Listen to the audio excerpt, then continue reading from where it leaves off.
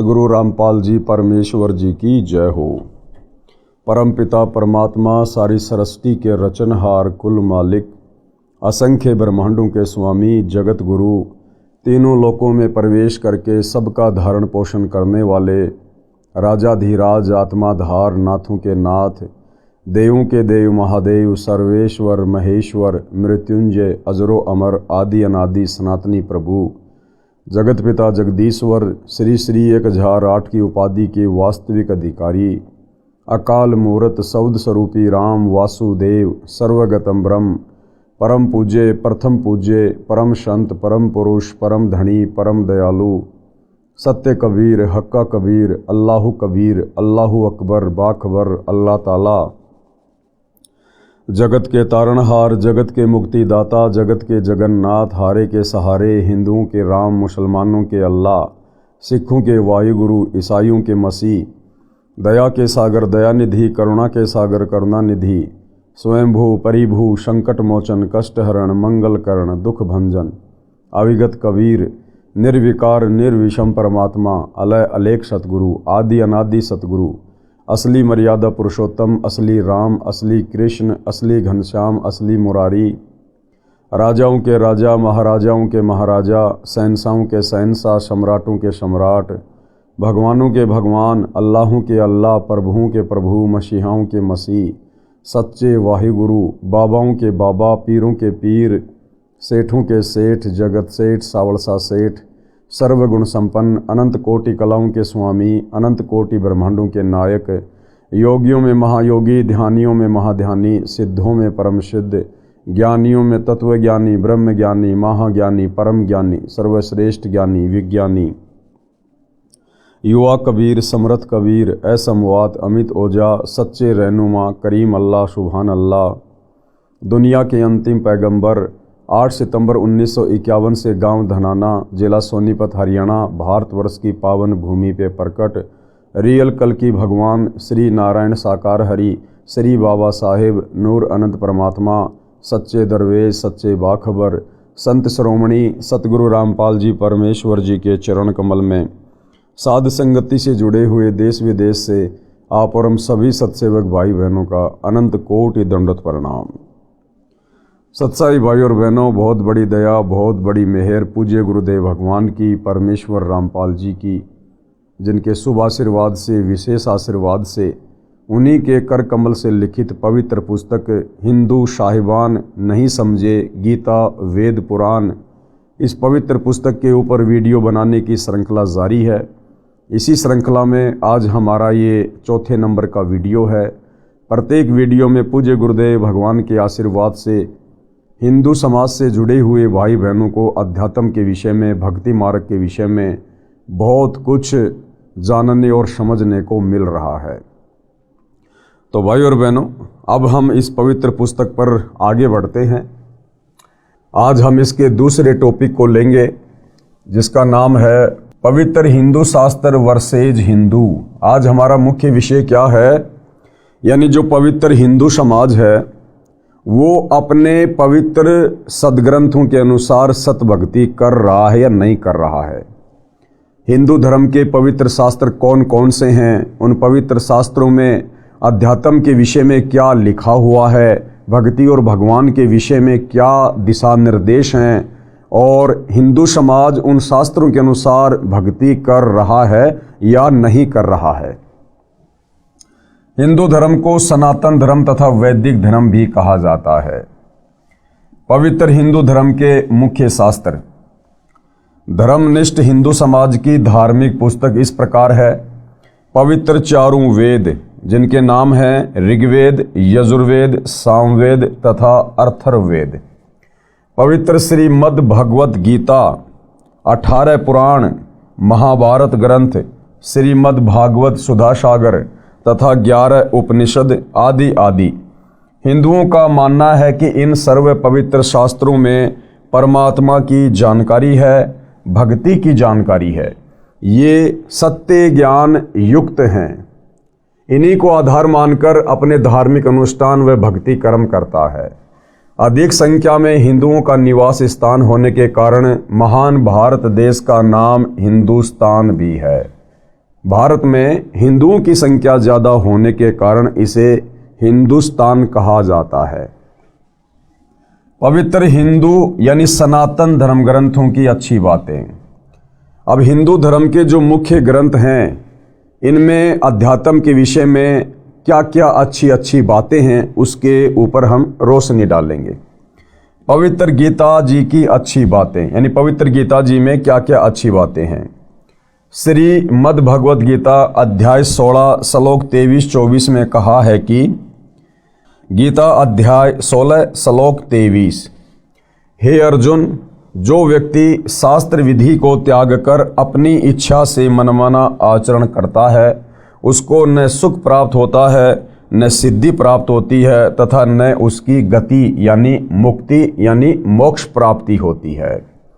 पवित्र गीता जी जो कि हिंदुओं का मुख्य शास्त्र है, गीता जी में गीता का ज्ञान देने वाला भगवान ये ब्रह्म कह रहा है कि हे अर्जुन, जो व्यक्ति शास्त्र विधि को त्याग कर, शास्त्र विधि क्या, जिस धर्म का व्यक्ति जिन शास्त्रों को सत्य मानता है उन शास्त्रों में भक्ति और भगवान के विषय में जो जानकारी है उसके अनुसार साधना ना करके, भक्ति ना करके यदि वो मनमाना आचरण करता है उसको कहते शास्त्र विधि को त्याग कर किया गया मनमाना आचरण। तो क्या कहा गया है कि जो व्यक्ति शास्त्र विधि को त्याग कर अपनी इच्छा से मनमाना आचरण करता है उसको न सुख प्राप्त होता है न सिद्धि प्राप्त होती है तथा न उसकी गति यानी मुक्ति अर्थात उसका मोक्ष भी नहीं होता है। किनका? जो व्यक्ति अपने धर्म के धर्म ग्रंथों के विपरीत मनमानी साधना करता है। उसके बाद गीता अध्याय 16 श्लोक 24, इससे तेरे लिए अर्जुन कर्तव्य यानी जो साधना करनी चाहिए तथा अकर्तव्य यानी जो साधना कर्म नहीं करने चाहिए उनकी व्यवस्था में शास्त्र ही प्रमाण है, तू शास्त्रोक्त भक्ति कर। उसके बाद भाई और बहनों गीता अध्याय 16 श्लोक 24 में गीता बोलने वाला भगवान अर्जुन से क्या कह रहा है अध्यात्म को समझाते हुए कि इससे तेरे लिए अर्जुन जो कर्तव्य कर्म है और जो अकर्तव्य कर्म है, यानी कौन सी साधना करनी चाहिए और कौन सी साधना नहीं करनी चाहिए, उसके लिए केवल ये शास्त्र ही प्रमाण है। यानी किसी मनमुखी धर्मगुरु के कहने से या अपने हिसाब से मन कल्पित भक्ति कर्म करने से हमें कोई भी लाभ किसी भी प्रकार का अध्यात्म वाला नहीं होगा। इसलिए साधक ने कौन सी भक्ति करनी चाहिए, कौन सी भक्ति नहीं करनी चाहिए, कौन से मंत्र का जाप करना चाहिए, कौन से धर्म कर्म करने चाहिए, कौन सी यज्ञ करनी चाहिए, ये सारी बातें शास्त्रों में ही लिखी हुई है। और शास्त्रों के अनुसार यदि हम धर्म कर्म करेंगे, भक्ति करेंगे, जो कर्तव्य कर्म लिखे हुए हैं, तो हमें उस भक्ति का लाभ मिलेगा। गीता अध्याय 16 श्लोक 24, इससे तेरे लिए अर्जुन कर्तव्य यानी जो साधना करनी चाहिए तथा अकर्तव्य जो साधना यानी भक्ति नहीं करनी चाहिए की व्यवस्था में शास्त्र ही प्रमाण है, तो शास्त्रोक्त भक्ति कर, यानी शास्त्रों के अंदर लिखी हुई भक्ति कर। उसके बाद गीता अध्याय 4 श्लोक 5, गीता अध्याय 2 श्लोक 12, गीता अध्याय 10 श्लोक 2 में कहा है कि हे अर्जुन, तेरे और मेरे बहुत जन्म हो चुके हैं। कौन कह रहा है? गीता का ज्ञान देने वाला भगवान ये ब्रह्म, कि अर्जुन तेरे और मेरे बहुत जन्म हो चुके हैं, तू नहीं जानता, मैं जानता हूं। तू, मैं और ये राजा लोग जो महाभारत के युद्ध में लड़ाई करने के लिए खड़े हुए थे। तो गीता ज्ञान देने वाला भगवान ब्रह्म क्या कह रहा है कि अर्जुन तू और मैं यानी ब्रह्म और ये राजा लोग पहले भी जन्मे थे और आगे भी जन्मेंगे। यानी गीता ज्ञान देने वाला भगवान स्पष्ट कर रहा है कि अर्जुन तू भी जन्म मरण में, मैं भी जन्म मरण में, और इस महाभारत के युद्ध में जितने भी प्राणी हैं, सैनिक हैं, ये राजा है, ये भी जन्म और मरण में, तुम्हारे भी जन्म और मरण होते हैं और मैं भी जन्म और मरण में हूं। कौन कह रहा है? गीता का ज्ञान देने वाला भगवान। हिंदू धर्म से जुड़े भाई बहन गीता ज्ञान दाता को सर्वश्रेष्ठ परमात्मा मानते हैं अपनी आदि अधूरी आध्यात्मिक जानकारी के चलते। कुछ कहते हैं कि श्री कृष्ण जी ने गीता जी का ज्ञान दिया। जब गहराई में जाएंगे तो पता चलेगा कि श्री कृष्ण जी के शरीर में प्रेत की तरह प्रवेश करके इस काल ब्रह्म ने, जो ब्रह्मा विष्णु महेश का पिता है, दुर्गा का पति है, इसने गीता का ज्ञान दिया। तो भाइयों और बहनों, आप जिसको भी मानते हैं वो स्वयं स्पष्ट कर रहा है अर्जुन को ज्ञान सुनाते समय कि भाई तेरे और मेरे बहुत जन्म हो चुके हैं, तू नहीं जानता, मैं जानता हूँ।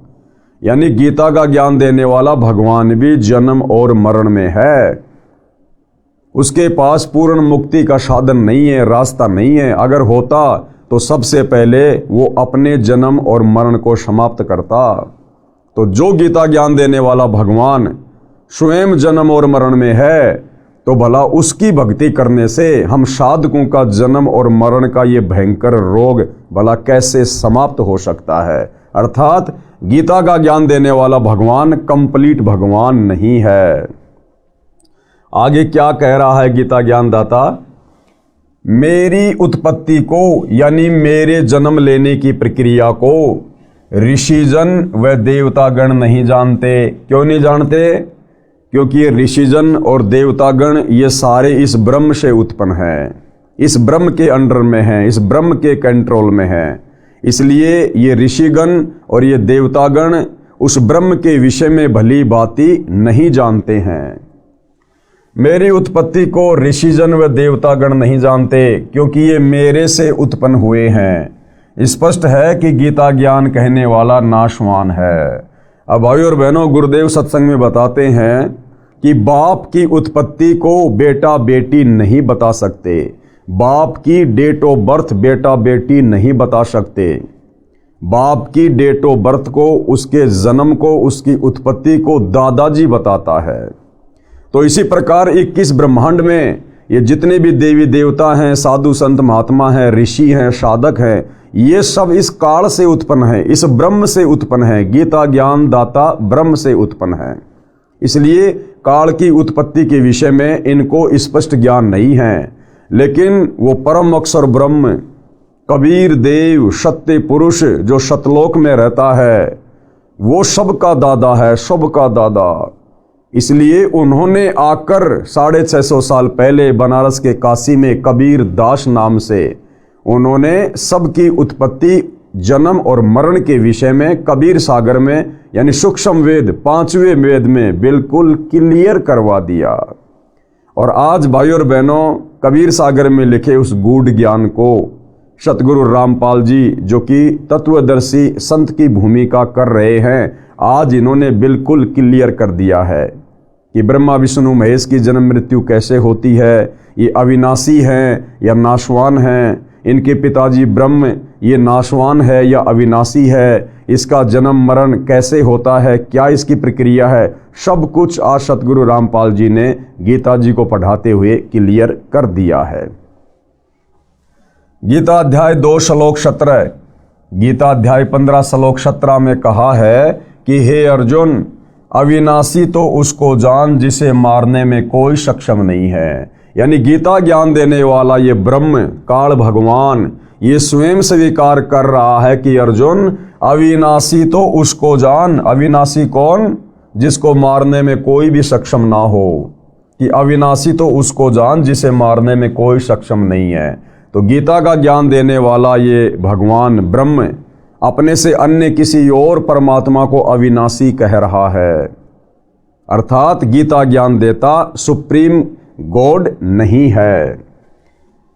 हे अर्जुन, अविनाशी तो उसको जान जिसे मारने में कोई सक्षम नहीं है, जिससे सारा संसार व्याप्त है। यानी जिस परम अक्षर ब्रह्म ने, अविनाशी कबीर ने सारी सृष्टि को रचा है, यानी जिसने संसार की उत्पत्ति की है, जो तीनों लोकों में प्रवेश करके सबका धारण पोषण करता है, परमात्मा कहा जाता है। यानी असल में तो परमात्मा वो है जो तीनों लोकों में प्रवेश करके सबका धारण पोषण करता है।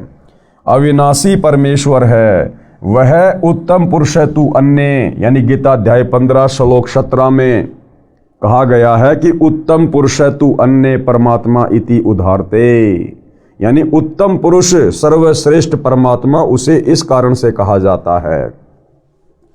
पुरुषोत्तम यानी समर्थ श्रेष्ठ परमात्मा तो मेरे से अन्य ही है। कौन कह रहा है? गीता का ज्ञान देने वाला कह रहा कि समर्थ श्रेष्ठ परमात्मा तो मेरे से अन्य है। जो परमात्मा कहलाता है वह अविनाशी परमेश्वर है। गीता अध्याय 18 श्लोक 62 में गीता ज्ञान देने वाले ने कहा है कि हे भारत यानी हे अर्जुन, तू सर्वभाव से, सर्वभाव का मतलब है तन मन धन से, मन कर्म वचन से केवल एक इष्ट की पूजा करना, एक परमेश्वर की पूजा करना, किसी अन्य का शौपन में भी भाव पैदा ना करना, उसको कहते हैं सर्वभाव। कि हे अर्जुन, तू सर्वभाव से उस परमेश्वर यानी परम अक्षर ब्रह्म की शरण में जा। गीता ज्ञानदाता ने ये बात कहकर गीता अध्याय 18 श्लोक 62 में कि हे भारत, हे अर्जुन, तू सर्वभाव से उस परमेश्वर की शरण में जा, अर्थात तू मेरी भक्ति को भी छोड़ दे। यानी गीता ज्ञान देने वाले ब्रह्म ने अपनी भक्ति के विषय में भी अर्जुन को कह दिया कि तू मेरी भक्ति भी छोड़ दे और तू सर्वभाव से उस परम अक्षर ब्रह्म की शरण में जा, उस सत्य पुरुष की शरण में जा। तब तेरी पूर्ण मुक्ति होगी, तेरा पूर्ण मोक्ष होगा, जन्म और मरण से तेरा सदा के लिए छुटकारा होगा। तो विशेषकर हिंदू समाज से जुड़े भाई बहनों को विचार करना चाहिए कि हम जिस गीता ज्ञान देने वाले भगवान को सर्वश्रेष्ठ भगवान मानकर पूज रहे हैं, और भाई और बहनों 99% हिंदू समाज तो केवल श्री कृष्ण जी को ही गीता का ज्ञान देने वाला भगवान मानता है, जबकि असल में गीता का ज्ञान देने वाला श्री कृष्ण नहीं। श्री कृष्ण के तो मात्र शरीर को प्रयोग में लिया गया, खड़ा श्री कृष्ण दिखाई दे रहा था, लेकिन शक्ति काल ब्रह्म की काम कर रही थी। वो प्रेत की तरह श्री कृष्ण जी के शरीर को यूज करते हुए गीता जी का ज्ञान बोल रहा था। तो गीता ज्ञान देने वाले भगवान ने भी क्लियर कर दिया कि भाई अर्जुन, मेरी भी भक्ति छोड़ दे, मेरी भक्ति से भी पूर्ण मुक्ति नहीं है। अगर तुझे पूर्ण मोक्ष चाहिए तो सर्वभाव से, मन कर्म वचन से उस परम अक्षर ब्रह्म की शरण में जा। और उसकी शरण में कैसे जाया जाएगा? गीता अध्याय 4 श्लोक 34 में कहा है कि उसके लिए तू तत्वदर्शी संत की शरण में जा, और जैसा वो तत्वदर्शी संत तुझे अध्यात्म के विषय में उपदेश दे, उनके वचन में रहकर, उनकी मर्यादाओं में रहकर भक्ति कर, तब तुझे इस 21 ब्रह्मांड से पूर्ण मुक्ति मिलेगी। गीता अध्याय 18 श्लोक 62 में गीता ज्ञान देने वाले ने कहा है कि हे भारत, तू सर्वभाव से उस परमेश्वर यानी परम अक्षर ब्रह्म की शरण में जा। उसकी कृपा से परम शांति को तथा शाश्वतम स्थानम अर्थात सनातन परम धाम यानी अविनाशी लोक, कौन सा? सत्य लोक को प्राप्त होगा। भाई और बहनों, परम शांति उसी समय हो सकती है जब हमारा जन्म और मरण का झंझट समाप्त हो जाए। यदि हम जन्म और मरण में हैं, हमें कभी सौपन में भी 21 ब्रह्मांड में इस काल के लोक में परम शांति नहीं हो सकती है।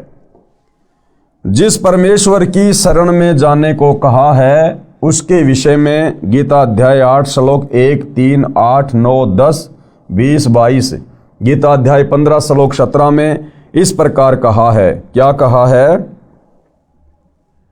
अर्जुन ने गीता अध्याय 8 श्लोक 1 में प्रश्न किया कि आपने गीता अध्याय 7 श्लोक 29 में जिस तत्व ब्रह्म के विषय में कहा है वह तत्व ब्रह्म क्या है? यानी गीता ज्ञान देने वाले काल ब्रह्म ने अर्जुन से गीता अध्याय 7 श्लोक नंबर 29 में अपने से अन्य किसी दूसरे परमात्मा की, भगवान की, तत्व ब्रह्म की बात कही थी।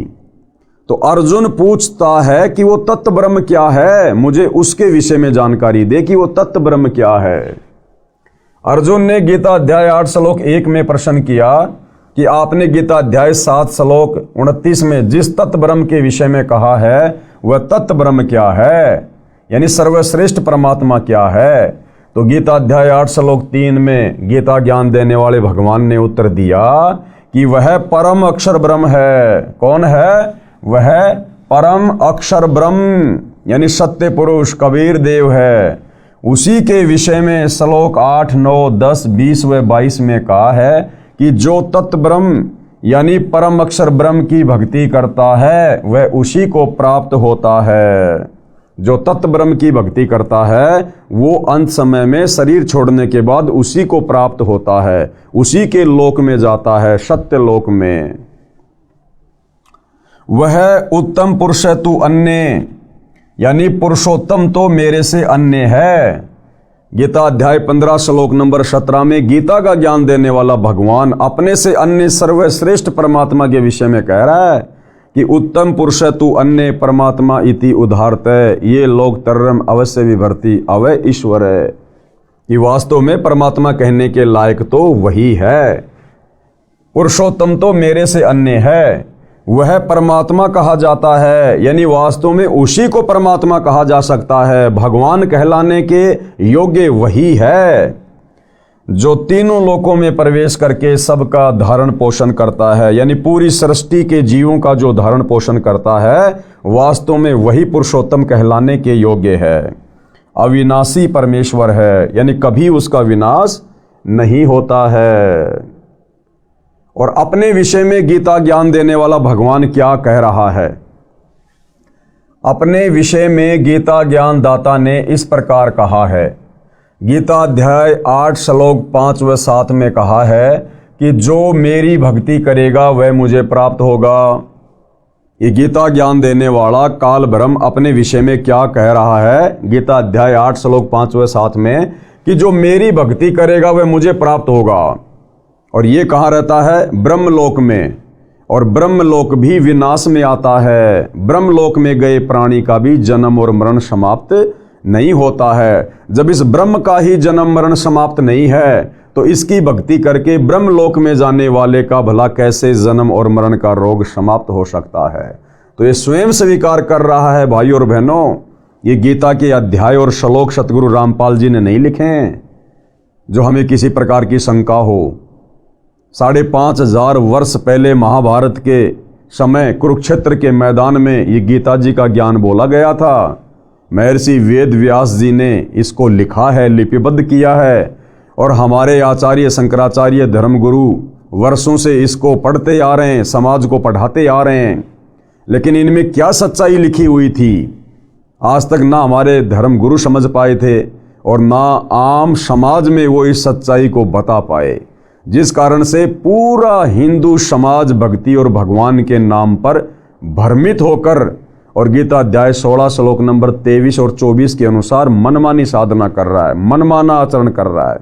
जिस मनमानी साधना को करने के चलते साधक को ना कोई सुख हो सकता, ना कोई सिद्धि प्राप्त हो सकती है और ना उसकी मुक्ति हो सकती है। अपने विषय में गीता ज्ञान देने वाले ने इस प्रकार कहा है। गीता अध्याय 8 श्लोक 5 व 7 में कहा है कि जो मेरी भक्ति करेगा वह मुझे प्राप्त होगा। युद्ध भी कर, मेरा सुमरण भी कर, यानी कार्य भी कर और मेरी भक्ति भी कर। गीता ज्ञान देने वाले ने गीता अध्याय 2 श्लोक 12, गीता अध्याय 4 श्लोक 5, गीता अध्याय 10 श्लोक 2 में अपनी स्थिति बताई है कि तू, मैं और ये राजा लोग सब जन्म व मृत्यु को प्राप्त होते हैं।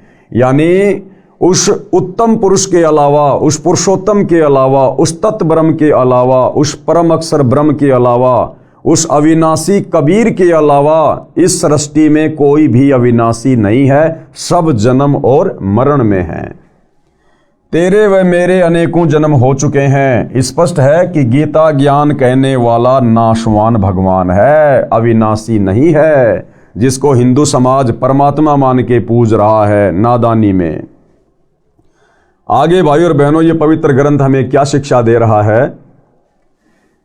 गीता शास्त्र में पितर व भूत पूजा, देवताओं की पूजा निषेध कही गई है। यानी पवित्र गीता जी में भूत पूजा यानी श्राद्ध निकालना, हम अपने पूर्वजों के जो श्राद्ध निकालते हैं या निकाला करते थे, ये श्राद्ध निकालना भूत पूजा में आता है, क्योंकि हमारे पूर्वज शास्त्र विरुद्ध साधना करने के चलते मरने के बाद में वो भूत योनि को प्राप्त हो गए, और पीछे से हमारे धर्म गुरुओं ने उनके श्राद्ध निकलवा कर और पाखंड पूजा शुरू करवा दी।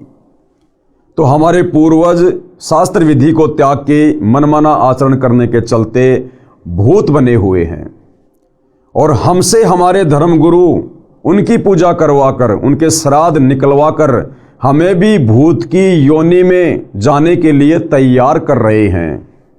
लेकिन भाइयों और बहनों, धन्यवाद करो सतगुरु रामपाल जी परमेश्वर जी का, जिन्होंने समय पर आकर हम आत्माओं को संभाल लिया, हमारे को सत्य साधना देकर और नरक में जाने से, भूत योनि प्राप्त होने से, पितृ योनि में जाने से उन्होंने हमें बचा लिया, और आज उन्होंने हमें शास्त्र अनुकूल सत्य साधना दे दी, जिससे हमारी आत्मा का कल्याण होगा। गीता शास्त्र में पितर व भूत पूजा, देवताओं की पूजा निषेध कही है। व्रत करना व्यर्थ कहा गया है। कर्म संन्यास गलत कहा है। कर्म करते करते भक्ति करना उत्तम बताया है। इसका प्रमाण कहाँ है? गीता अध्याय 9 श्लोक 25, गीता अध्याय 7 श्लोक 12, 15, 20 व 23, गीता अध्याय 6 श्लोक 16, गीता अध्याय 5 श्लोक 2 व 6, गीता अध्याय 3 श्लोक 4 व 9 में देवताओं की पूजा करना, पितरों की पूजा करना, श्राद्ध निकालना, भूतों की पूजा करना, ये गीता जी में स्पष्ट रूप से मना किया गया है। और उसके बावजूद भी हम लोग हमारे भ्रमित धर्मगुरुओं के कहने से, संत महंतों के कहने से हम पवित्र ग्रंथ गीता जी के विपरीत साधना कर रहे हैं। तो भाइयों और बहनों, हमारा अंत क्या होगा, कैसा होगा, और हमें कौन सी गति प्राप्त होगी शास्त्र विरुद्ध साधना करने के चलते, अब आप धीरे धीरे इन बातों को समझ रहे होंगे।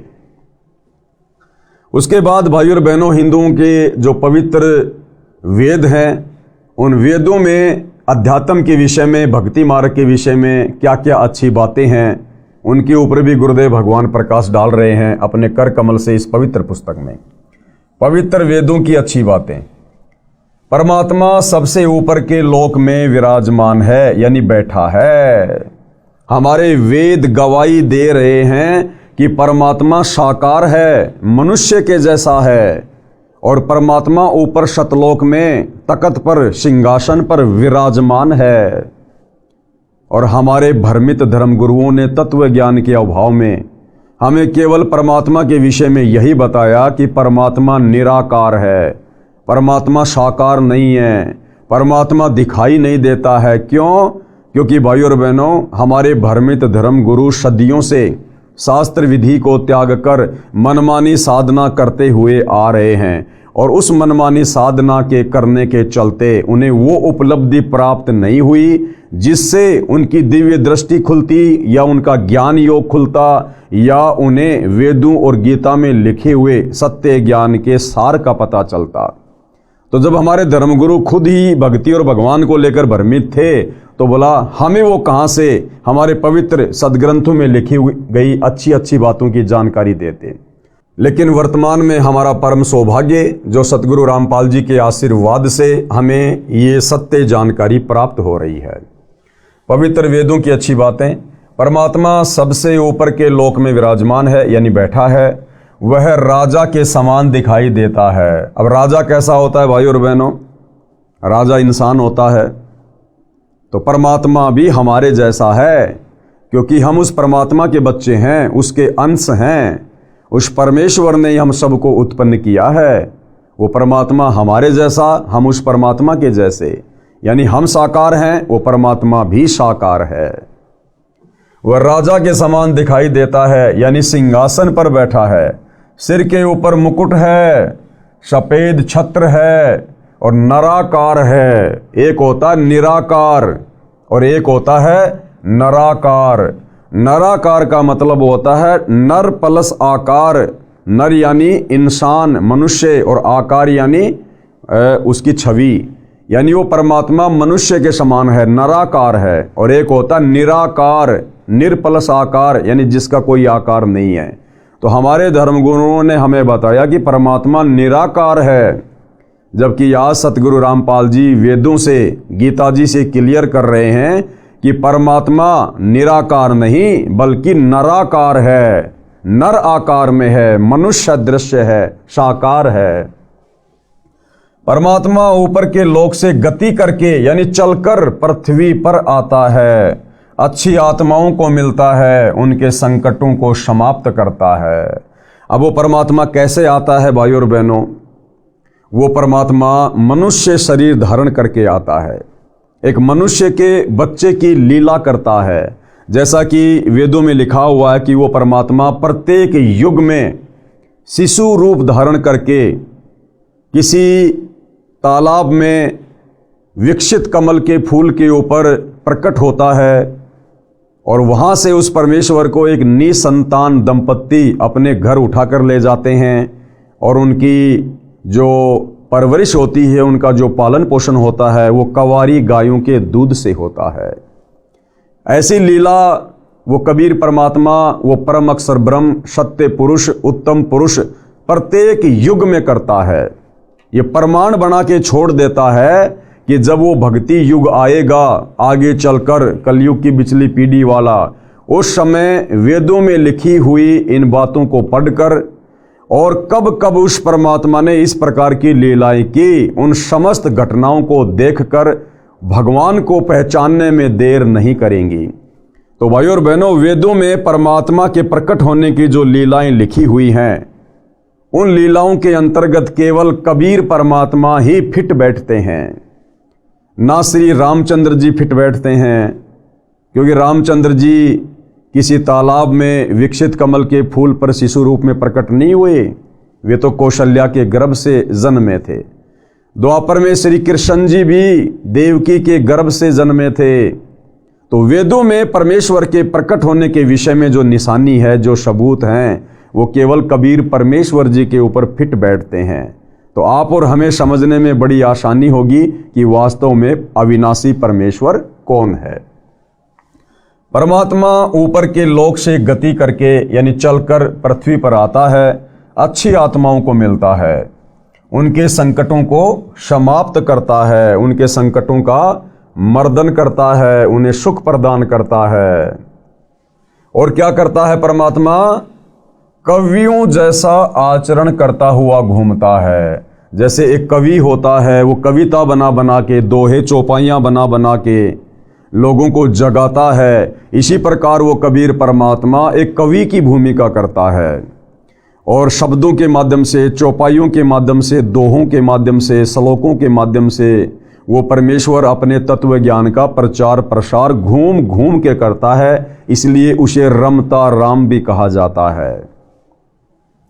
कवियों जैसा आचरण करता हुआ घूमता है, अपने मुख कमल से वाणी बोलकर भक्ति करने के लिए प्रेरणा करता है, और भक्ति के गुप्त नामों यानी मंत्रों का आविष्कार करता है। भक्ति के गुप्त मंत्रों का आविष्कार वो कबीर परमात्मा, परम अक्षर ब्रह्म, सत्य पुरुष जब सतलोक से चलकर पृथ्वी पर प्रकट होता है, उस समय भक्ति के गुप्त मंत्रों का आविष्कार करता है। यानी भाइयों और बहनों, पूर्ण मोक्ष प्राप्ति के लिए भक्ति के वो गुप्त मंत्र ना वेदों में है, ना गीता जी में है, ना पुराणों में है, और ना अन्य धर्मों की पवित्र पुस्तकों में है। उन गुप्त मंत्रों का आविष्कार यानी सार नाम का, सार शब्द का आविष्कार वो परमेश्वर स्वयं करता है, जब वो तत्वदर्शी संत के रूप में धरती पर प्रकट होकर अपने ज्ञान का प्रचार प्रसार करता है। तो इससे सिद्ध हुआ कि वर्तमान में पूर्ण मुक्ति के वो मोक्ष मंत्र केवल तत्वदर्शी संत सतगुरु रामपाल जी के पास हैं। अन्य यहाँ के किसी भी आचार्य शंकराचार्य को तो छोड़िए, ब्रह्मा विष्णु महेश और 21 ब्रह्मांड के स्वामी ये गीता ज्ञान देने वाले काल ब्रह्म के पास भी नहीं है। परमात्मा तत्व ज्ञान यानी संपूर्ण अध्यात्म ज्ञान को, कौन सा संपूर्ण अध्यात्म ज्ञान? जो संपूर्ण अध्यात्म ज्ञान चारों वेदों में, गीता जी में, 18 पुराणों में, मुसलमान भाइयों की तौरात, जबूर, इंजिल, कुरान मजीद, कुरान शरीफ, हदीसें, ईसाइयों की बाइबल, सिखों का गुरु ग्रंथ साहिब, इनमें भी नहीं है। उस तत्व ज्ञान को वो परमात्मा नीचे आकर अपने मुख कमल से वाणियों के माध्यम से बोलता है। परमात्मा तत्व ज्ञान यानी संपूर्ण अध्यात्म ज्ञान को काव्यना यानी कवित्व यानी दोहों, शब्दों, चौपाइयों के रूप में बोलता है। जैसे 650 साल पहले कबीर परमात्मा हाथ में एक तारा लेकर कहीं किसी भी चौराहे पर खड़े होकर ये अध्यात्म ज्ञान, ये तत्व ज्ञान दोहों के माध्यम से, शब्दों के माध्यम से, चौपाइयों के माध्यम से बोलने लग जाया करते थे। इस कारण से प्रसिद्ध कवियों में से एक कवि की उपाधि भी प्राप्त करता है। अब भाइयों और बहनों, बहुत कवि हुए हैं। तुलसीदास जी भी एक कवि थे, कालिदास जी भी एक कवि थे, सूरदास जी भी एक कवि थे, बहुत सारे कवि हुए हैं। लेकिन किसी भी कवि का कोई शिष्य आपको सुनने और देखने को नहीं मिलेगा। केवल कबीर परमेश्वर ही वास्तव में रियल कवि की भूमिका निभाते हैं। और 650 साल पहले उस परमेश्वर के 64 लाख शिष्य थे, अन्यथा अन्य किसी भी कवि के आपको कोई भी शिष्य सुनने और देखने को नहीं मिलेंगे। इस कारण से प्रसिद्ध कवियों में एक कवि की उपाधि भी प्राप्त करता है। यानी उसी कारण से परमात्मा कवि भी कहलाता है। कौन से कारण से? अपने तत्व ज्ञान को ऊंची आवाज में बोल बोल के दोहों, चौपाइयों, शब्दों के माध्यम से सुनाने के कारण उस परमेश्वर को कवि की उपाधि भी दी गई है। अब भाइयों और बहनों, वो कबीर परमेश्वर कैसे 3 प्रकार से लीला करता है, सतलोक से चलकर इस पृथ्वी लोक पर प्रकट होने की, यहां आने की। कौन कौन सी वो 3 लीलाएं हैं जिनको आधार बनाकर परमात्मा इस पृथ्वी पर प्रकट होकर अपने ज्ञान का प्रचार करता है। परमेश्वर 3 प्रकार की लीला करता है। सबसे पहले, प्रत्येक युग में अपने लोक से सशरीर आकर किसी सरोवर में कमल के फूल पर नवजात शिशु के रूप में विराजमान होता है। उस शिशु की परवरिश यानी पोषण की लीला कवारी गायों द्वारा होती है। बड़ा होकर तत्व ज्ञान प्रचार करता है। तो पहले आपको बता दिया गया है कि ना राम, ना श्री कृष्ण, ना ब्रह्मा विष्णु महेश, ना अन्य अवतार वेदों में लिखी गई परमात्मा के प्रकट होने की लीला के अनुसार इनमें कोई भी फिट नहीं बैठता है। केवल कबीर परमेश्वर ही हैं जो चारों युगों में इस प्रकार की लीला करके प्रकट होते हैं। उसके बाद उस परमेश्वर की जो परवरिश की लीला होती है वो कवारी गायों के दूध से होती है। यानी कवारी गाय दूध देती है जिससे परमेश्वर की परवरिश की लीला होती है। अब रामचंद्र जी की परवरिश, श्री कृष्ण जी की परवरिश, अन्य अवतारों की परवरिश, ब्रह्मा विष्णु महेश की परवरिश कवारी गायों से नहीं हुई। उन्होंने तो अपनी माताओं का दूध पिया। माताओं का दूध जिस प्रकार से एक आम व्यक्ति माँ के गर्भ से जन्म लेकर और शिशु रूप में माँ का दूध पीता है, तो कवारी गायों से कबीर परमेश्वर की परवरिश होती है। ये वेदों में परमेश्वर की एक अन्य पहचान है। और फिर बड़ा होकर तत्व ज्ञान का प्रचार करता है। नंबर 2, दूसरी क्या विधि है, क्या पहचान है परमेश्वर की पृथ्वी पर प्रकट होने की? परमात्मा कभी भी किसी स्थान पर प्रकट होकर भक्तों को वेश बदल कर मिलता है, उनकी रक्षा करता है, भक्ति का सच्चा मार्ग बताता है। दूसरी विधि क्या है? वो परमात्मा किसी भी रूप में, किसी भी आयु में, कहीं भी प्रकट होकर संत रूप में, सामान्य व्यक्ति के रूप में, राजा के रूप में, वो परमात्मा किसी भी उम्र में और किसी भी शक्ल में प्रकट होकर अपने भक्तों की रक्षा करता है। या 10, 15, 20, 50 वर्ष कहीं आश्रम बनाकर वो परमेश्वर वहाँ रहकर लोगों को अपना तत्व ज्ञान सुनाता है। नंबर 3, तीसरी क्या विधि है परमात्मा के प्रकट होने की? वेश बदलकर किसी स्थान पर संत वेश में कुछ समय रहता है, वहाँ कुटिया या आश्रम बनाकर अच्छी आत्माओं को भक्ति की सच्ची विधि व तत्व ज्ञान सुनाता है। ये तीसरी विधि है परमपिता परमेश्वर कबीर साहिब के प्रकट होने की। उसके बाद भाई और बहनों, पूज्य गुरुदेव भगवान बता रहे हैं कि जो 18 पुराण हैं, उन पुराणों में भक्ति से संबंधित, अध्यात्म से संबंधित अच्छी अच्छी बातें क्या हैं। पुराणों की अच्छी बातें। सब तीर्थों में श्रेष्ठ तीर्थ चित्त शुद्धि तीर्थ है। ये चित्त शुद्धि तीर्थ क्या है? यानी जो हमारे मन के मैल को समाप्त कर दे, वो तीर्थ जो हमारे मन के मैल को समाप्त कर दे, आत्मा के विकारों को हटा दे और हमें एक नेक इंसान बना दे, उसको कहते हैं चित्त शुद्धि तीर्थ। और भाइयों और बहनों, ये चित्त शुद्धि का कार्य केवल परम संत, तत्वदर्शी संत के सत्संग रूपी तीर्थ में डुबकी लगाने से ही सफल हो सकता है। यानी तत्वदर्शी संत के सत्संग सुनने से हमारा चित्त शुद्ध होगा, हमारा मन शुद्ध होगा, आत्मा पर जो मैल जमा हुआ है युगों युगों से पाप कर्मों का, वो हटेगा। तो सबसे बड़ा जो चित्त शुद्धि तीर्थ है वो परम संत के सत्संग हैं। सब तीर्थों में श्रेष्ठ तीर्थ चित्त शुद्धि तीर्थ है। उदाहरण दिया है कि तीर्थों के जल में स्नान करने से शरीर का मैल तो धुल जाता है, परंतु मन का मैल नहीं धुलता। जैसे बहुत सारे हिंदू भाई बहनों की एक गलत धारणा है कि यदि हम गंगा जी में जाकर स्नान कर लेंगे तो हमारे पाप कर्म कट जाएंगे। तो गुरुदेव भगवान क्लियर कर रहे हैं कि नादानों, किसी भी तीर्थ के जल में नहाने से या गंगा जी के जल में नहाने से शरीर का मैल तो कट सकता है, लेकिन आत्मा का मैल नहीं कटेगा, पाप कर्म नहीं कट सकते। और एक छोटा सा उदाहरण भाइयों और बहनों समझने के लिए पर्याप्त है। आप और हमारे मैल तो, आप और हमारे पाप कर्म भला क्या कटेंगे गंगा जी में जाकर नहाने से। गंगा पुत्र का नाम तो आपने सुना होगा, विषम पितामह, गंगा पुत्र। अरे गंगा तो उसकी माँ थी, उसके बावजूद भी विषम पितामह के पाप नहीं कटे, जिस कारण से महाभारत के युद्ध में किस प्रकार दर्दनाक तरीके से उसकी मृत्यु हुई। महीनों तक उसे तीरों की सैया पर लेटकर रहना पड़ा, तड़प तड़प कर उसकी मृत्यु हो गई।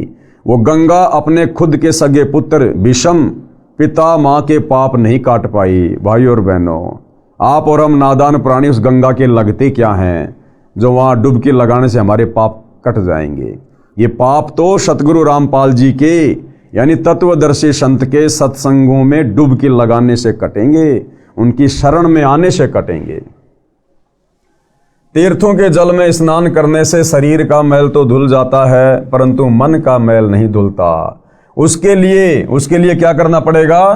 तत्वदर्शी संत का सत्संग सुनना चाहिए। सत्संग चित्त शुद्धि करता है, यह चित्त शुद्धि तीर्थ कहा जाता है। यानी सबसे बड़ा चित्त शुद्धि तीर्थ क्या है? परम संत के सत्संग। गीता अध्याय 4 श्लोक 32 तथा 34 में भी इसी कथन का समर्थन है। क्या कहा गया है? एक कथा है जिसके माध्यम से गुरुदेव भगवान हमें समझा रहे हैं। एक समय ऋषि वशिष्ठ जी तथा ऋषि विश्वामित्र जी गंगा दरिया के किनारे आश्रमों में रहा करते थे। गंगा तीर्थ के जल में प्रतिदिन स्नान करते थे, उसी गंगा जल को पीते थे। एक बार किसी बात पर दोनों का झगड़ा हो गया, मनमुटाव हो गया। दोनों ने शस्त्र निकाल लिए।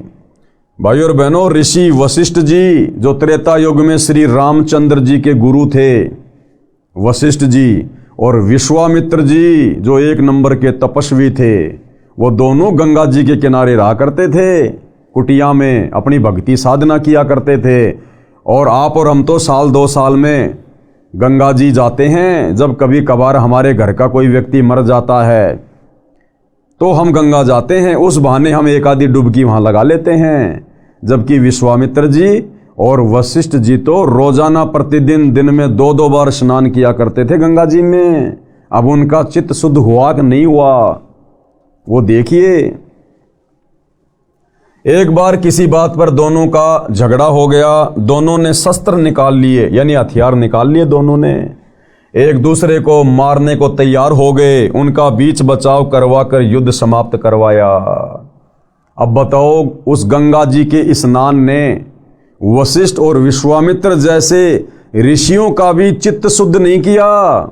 अगर उनका चित्त शुद्ध हो गया होता तो जिस व्यक्ति का चित्त शुद्ध हो जाता है, जिसकी आत्मा निर्मल हो जाती है, जिसको तत्व ज्ञान हो जाता है, वो व्यक्ति कभी जीवन में शस्त्र नहीं उठा सकता।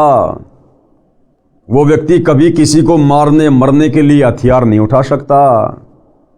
और दोनों इतने बड़े महर्षि और उसके बावजूद भी उन्होंने हथियार उठा लिए, एक दूसरे को मरने मारने को तैयार हो गए। तो कहां से उनका चित्त शुद्ध हुआ होगा?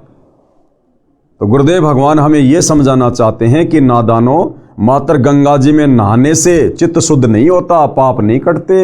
ये पाप कटेंगे परम संत की शरण में आकर शास्त्र अनुकूल सत भक्ति करने से, यथार्थ धर्म कर्म करने से, गुरु आज्ञा गुरु वचन में रहकर सत भक्ति करने से। एक बार किसी बात पर दोनों का कलेश हो गया, दोनों ने शस्त्र निकाल लिए, एक दूसरे को मारने को तैयार हो गए। उनका बीच बचाव करवाकर युद्ध समाप्त करवाया। अब भाइयों और बहनों, आप और हम सतगुरु रामपाल जी परमेश्वर जी के यथार्थ 13वें कबीर पंथ से जुड़े हुए कबीर पंथियों को भी शिक्षा लेनी चाहिए। आज सतगुरु रामपाल जी परमेश्वर जी अपने मिशन के तहत सन 2014 से वर्तमान समय 2025 तक हिसार जेल में बैठे हुए हैं। और परमेश्वर जी ने सन 1994 से अपने यथार्थ 13वें कबीर पंथ की शुरुआत की, हम आत्माओं का चित्त शुद्ध करने के लिए, हमारे पाप कर्मों को काटने के लिए। हमने उनकी शरण ग्रहण की, हम उनके भगत कहलाते हैं। लेकिन भाइयों और बहनों, वर्तमान 2025 तक कितनी आत्माओं का चित्त शुद्ध हो पाया है? आज आप देख रहे हैं सतगुरु रामपाल जी परमेश्वर जी की संगत में 2 पार्ट हैं। एक सतलोक आश्रम मैनेजमेंट हरियाणा और दूसरा साध संगति से जुड़े हुए सत्सेवक भाई बहन। आज केवल साध संगति से जुड़े सत्सेवक भाई बहनों का ही चित्त शुद्ध हो पाया है, क्योंकि हमने परम संत के सत्संगों को चित्त शुद्धि की दृष्टि से सुना है, समझा है और उन पर अमल किया है। तो गुरु ने हमारे ऊपर आशीर्वाद बख्शा, गुरु हमारे ऊपर प्रसन्न हुए, उन्होंने अपना आशीर्वाद दिया, अपनी दया बख्शी, तो आज हमारा चित्त शुद्ध हुआ। लेकिन दूसरी तरफ सतलोक आश्रमों से जुड़े हुए भाई बहन, पूज्य गुरुदेव जी का कलयुगी परिवार, ये परमेश्वर के चित्त शुद्धि सत्संग में डुबकी लगाने के बावजूद भी उनको ना पहचान कर, अपने जैसा मानुष मानकर, उनमें तरह तरह के दोष देखकर आज भी ये आत्माएं उस चित्त शुद्धिकरण से कोसों दूर है। और किस प्रकार से सतलोक आश्रमों से जुड़े भाई बहन, गुरुदेव का कलयुगी परिवार बात बात पर साध संगति से जुड़े भगत भाई बहनों के साथ में झगड़ा करता है, घरों में घुसकर हथियार उठाकर उन्हें मारता है। तो भाइयों और बहनों, ये चित्त शुद्धिकरण सतगुरु रामपाल जी परमेश्वर जी के मार्ग में, उनके पंथ में केवल साध संगति से जुड़ी हुई आत्माओं का ही हो पाया है। सूक्ष्म वेद में कहा है कि कबीर गंगा काठे घर करे, गंगा काठे यानी गंगा के किनारे चाहे घर बना लो और पीवे निर्मल नीर, और चाहे सुबह शाम रोजाना गंगा जी का पानी पियो, और मुक्ति नहीं सतनाम बिन कहे सच कबीर। भाई चाहे गंगा जी के किनारे महल बना लो, झोपड़ी डाल लो और रोजाना गंगा जी का निर्मल जल पियो। अगर आपने सच्चे सतगुरु तत्वदर्शी संत से वो 2 अक्षर का सतनाम सत भक्ति मंत्र प्राप्त नहीं किया और उस तत्वदर्शी संत के बताए अनुसार मर्यादा में रहकर साधना नहीं की, तो कबीर परमात्मा कहते हैं कि चाहे तू लाख जन्म गंगा जी का जल पीते रहना और गंगा जी के किनारे जाके बस जाना, तेरी मुक्ति नहीं हो सकती। गरीब गंगा काठे घर करे पीवे निर्मल नीर, और मुक्ति नहीं सतनाम बिन कहे सत्य कबीर। कबीर तीर्थ कर कर जगमुआ, ये तीर्थों पे जा जाके दुनिया मर गई, भूत बन गई, नरक में जागिरी। तीर्थ कर कर जगमुआ, उड़े पानी नहाए, उन तीर्थों के पानी में नहा नहा के। और सत्य नाम जपा नहीं, काल घसीटे जाए। बिना सत्य नाम के जाप के अंत में उन तीर्थों पर जाकर स्नान करने वालों को भी काल ही घसीटता है, लक 84 में डालता है, नरक में डालता है।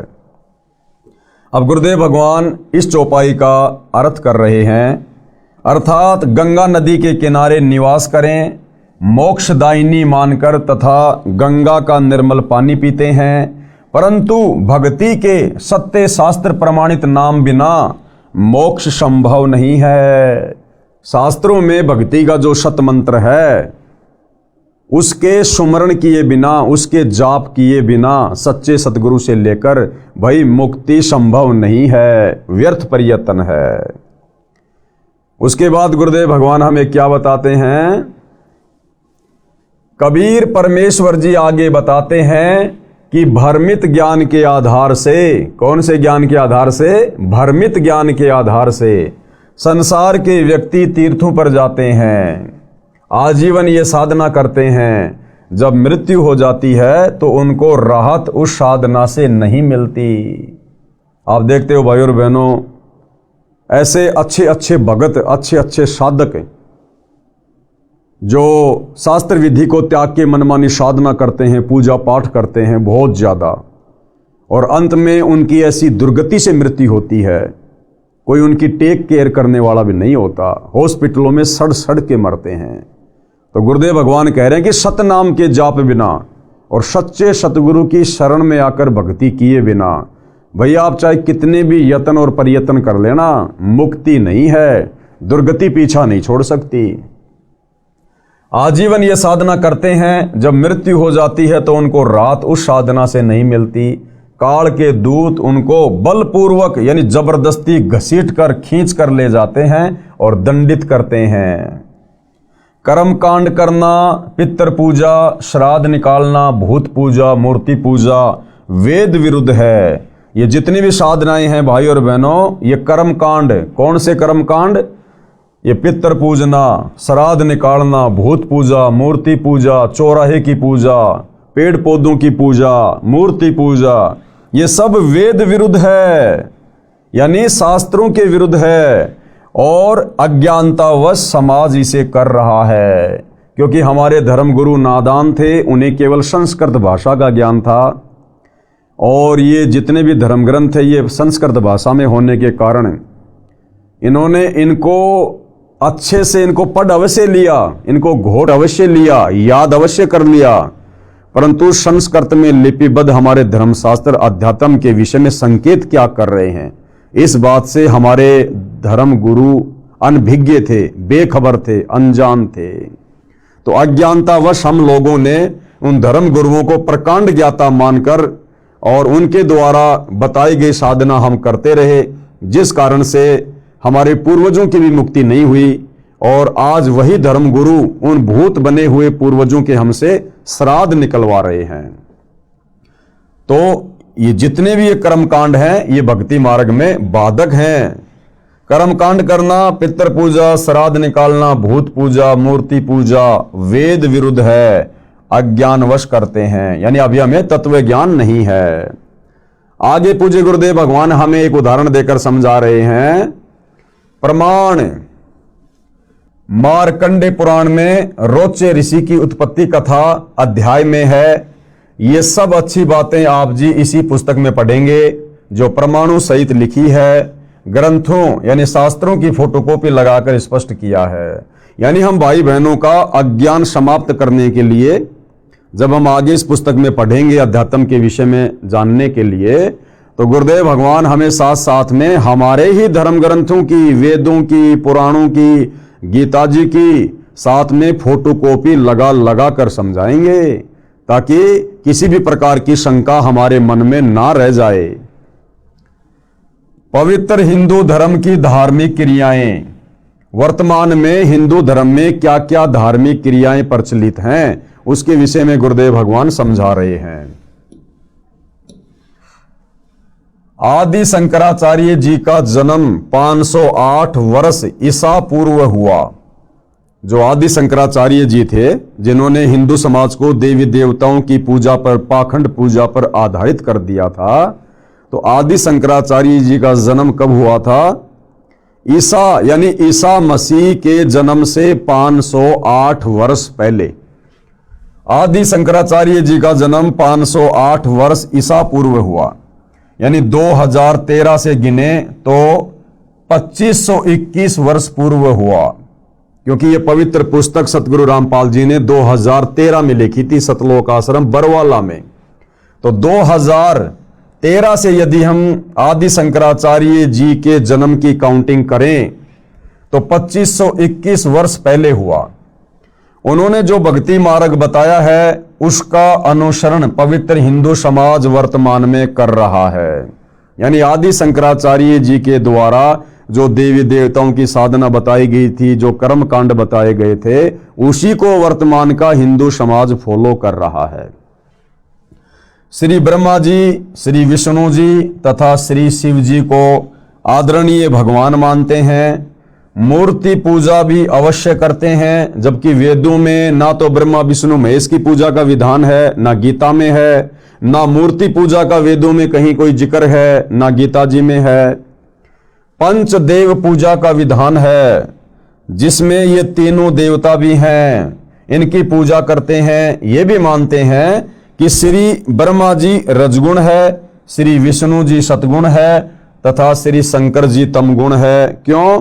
क्योंकि ये सारी बातें हमारे पुराणों में लिखी हुई है कि श्री ब्रह्मा जी रजोगुण है, विष्णु जी सतोगुण है और श्री शंकर जी तमोगुण है।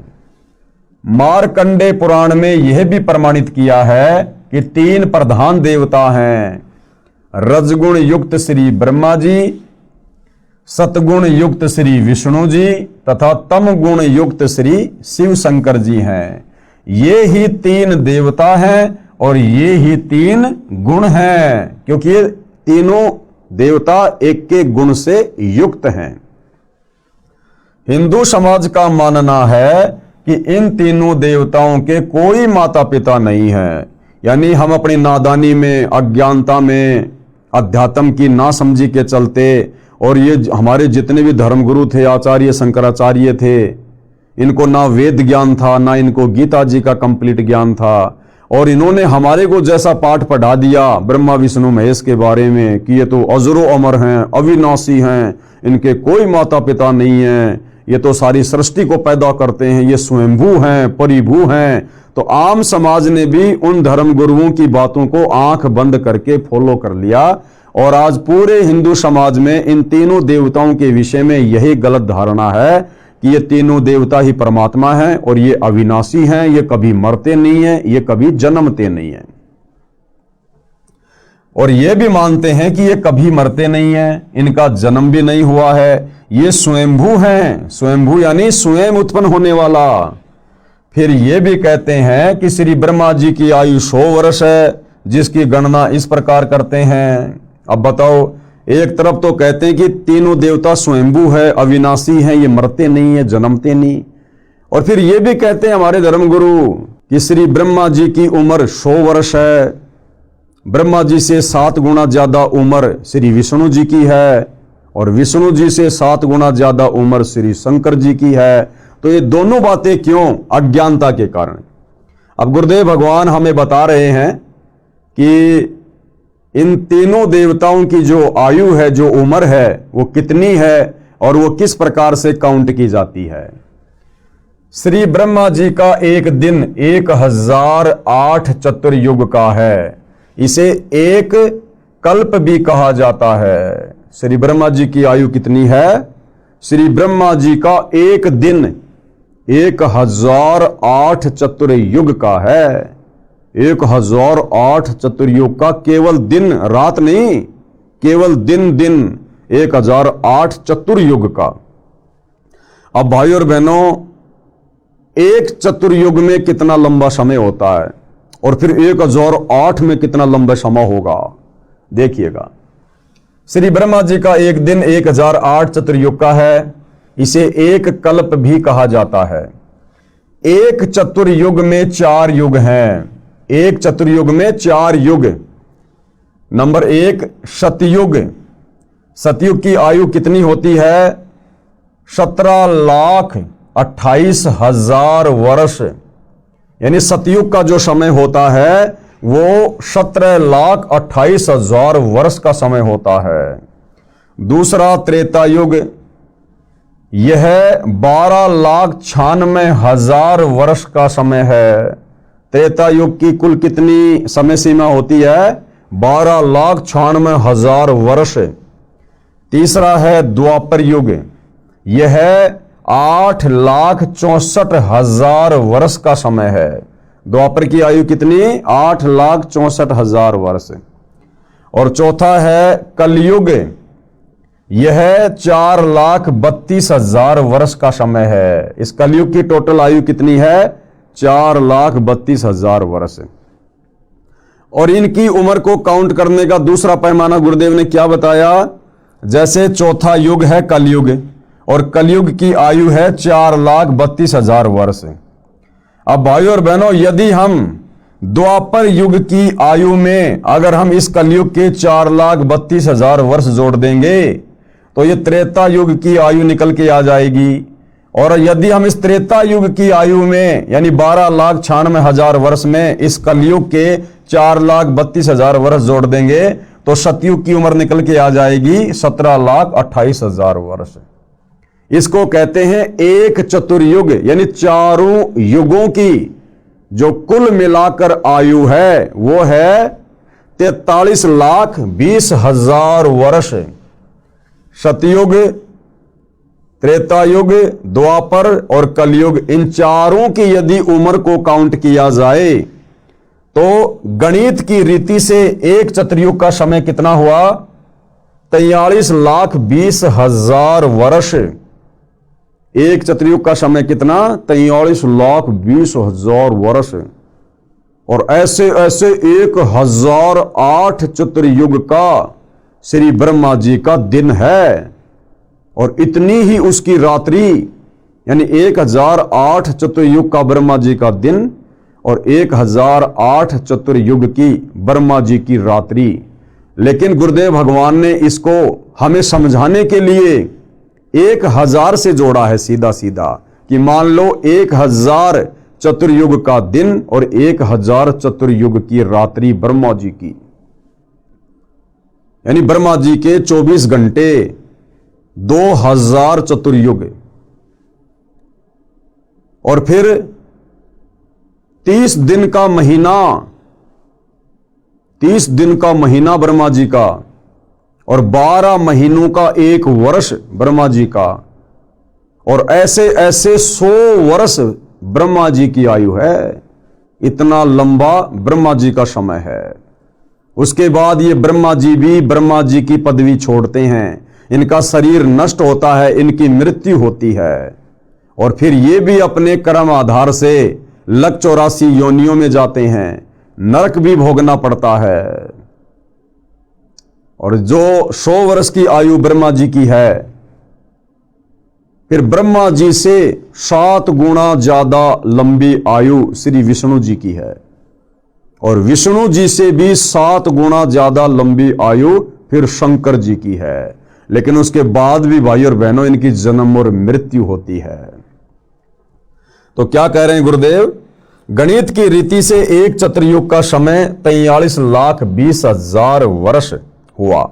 1,008 से गुणा करके देख लेना कितने पृथ्वी के वर्षों का एक दिन श्री ब्रह्मा जी का बनता है। गिनती भूल जाएंगे भाई और बहनों।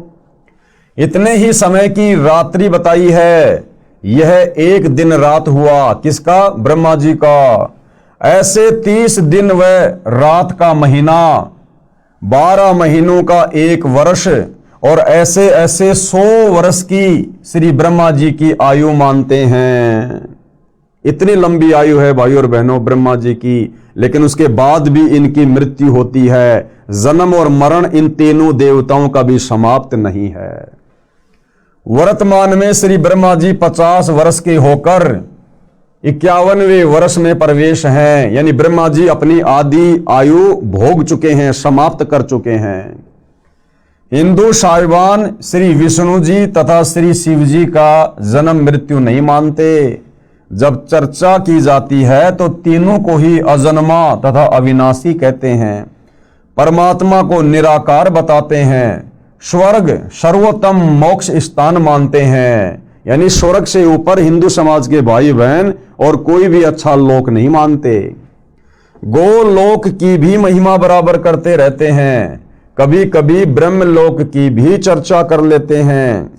इसके साथ साथ अन्य देवियों और देवताओं की पूजा का तड़का साथ लगाते रहते हैं। इतनी पूजा से भी हिंदू साधकों को संतोष नहीं है। इसके साथ साथ कर्मकांड को पूजा का अहम हिस्सा मानते हैं। कर्मकांड, चौराहे की पूजा करना, ठेकरी की पूजा करना, अन्य किसी पेड़ पौधों की पूजा करना, यानी कर्मकांड भी साथ साथ में करते रहते हैं। यानी मूर्ति पूजा, पितर पूजा, यानी मूर्ति पूजा, पितर पूजा अर्थात श्राद्ध कर्म करना, भूत पूजा यानी मृत्यु के पश्चात शरीर का अंतिम संस्कार करके मरने वाले की गति यानी मुक्ति करवाने के लिए उसकी शेष बची अस्थियों को उठाकर गंगा दरिया के जल में पंडित जी अपने धार्मिक गुरु जी से परवाह करवाना। 13वां या 17वां दिन मनाना, उस दिन पंडित जी को बुलाकर पूजा पाठ करवाते हैं मृतक की गति करवाने हेतु। फिर महीना पूरा होने पर वही गति करवाने की पूजा करवाते हैं। फिर वर्षी क्रिया यानी मृत्यु के 1 वर्ष पश्चात उसी तिथि को फिर गति करवाने के लिए पूजा पंडित जी से करवाते हैं। फिर पिंड भरवाए जाते हैं। गति के अर्थ ही फिर श्राद्ध करवाए जाते हैं। पितरों को तृप्त करने के लिए कहा जाता है कि कौवे को श्राद्ध भोजन अवश्य करवाना चाहिए। यह भी माना जाता है कि हो सकता है मृतक यानी मरा हुआ वो परिवार का व्यक्ति कौवा बन गया हो। गरुड़ पुराण का पाठ करवाना भी कुछ हिंदू साहिबान नहीं चूकते। मृत्यु के पश्चात मृतक के जीव की गति करवाते करवाते दुर्गति करवाकर यानी कौवा बनाकर दम लेते हैं। इतनी पूजा पाठ मरने के बाद, इतने कर्म कांड, और उसके बाद भी पंडित जी कहते हैं भैया श्राद्ध निकालो, छत पे पूरी हलवा डालो। अगर कौवे ने भोग लगा दिया तो हो सकता है तुम्हारे दादाजी, तुम्हारे पिताजी कौवा बन गए हैं। अरे भैया आप तो मुक्ति करवाने के लिए सारे कर्मकांड करवा रहे थे। मुक्ति का अर्थ है कि वो 84 लाख योनियों में ना जाए, वो नरक में ना जाए, केवल सुख में स्थान में जाए, स्वर्ग में जाए।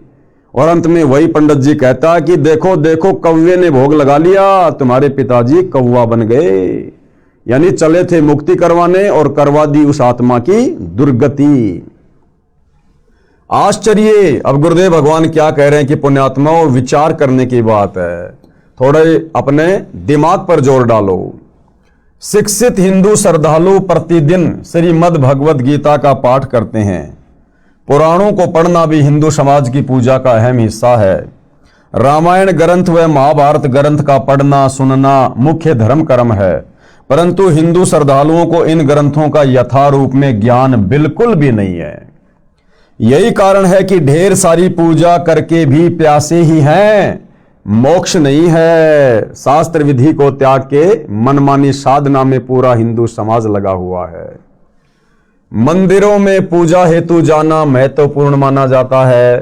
तीर्थों पर भ्रमण करके धर्म लाभ उठाना, चारों धामों की यात्रा करके तथा कुंभ के वक्त पर भी में स्नान करके पुण्य कमाना भी नहीं चूकते, जो कि व्यर्थ की पूजा है। यानी भाइयों और बहनों, ये जितनी भी पूजा पाठ जो वर्तमान में हिंदू समाज में की जा रही है, दुनिया भर की गिनती भी नहीं है। ना पवित्र गीता जी में कहीं कोई लेख है, ना वेदों में कहीं इसका जिक्र है। सारे के सारे कर्मकांड हमारे ज्ञानहीन धर्म गुरुओं ने इन शास्त्रों की जानकारी ना होने के चलते आम समाज में उतार दी, और आम समाज बेचारा इन धर्मगुरुओं को प्रकांड ज्ञाता मानकर इनको फॉलो कर रहा है, जिस कारण से पूरे समाज की दुर्गति हुई पड़ी है। एक दिन एक हिंदू साधक से वार्ता हुई। हिंदू साधक यानी किसी हिंदू भगत से जो भक्ति करता है। एक दिन एक हिंदू साधक से वार्ता हुई। वह सुबह सुबह कई मंदिरों में जाता था। उसने ज्ञान चर्चा के दौरान बताया कि आज छुट्टी है, रविवार है। आज 4 मंदिर में गया, शमशान घाट वाले में भी गया। वे चारों शिवजी के मंदिर हैं। मैंने उससे प्रश्न किया। किसने? पूज्य गुरुदेव सतगुरु रामपाल जी कह रहे हैं कि फिर मैंने उससे सवाल किया। यानी वो जो भगत था वो कह रहा था कि आज रविवार था, छुट्टी थी, और आज मैं 4 मंदिरों में जाके आया हूं।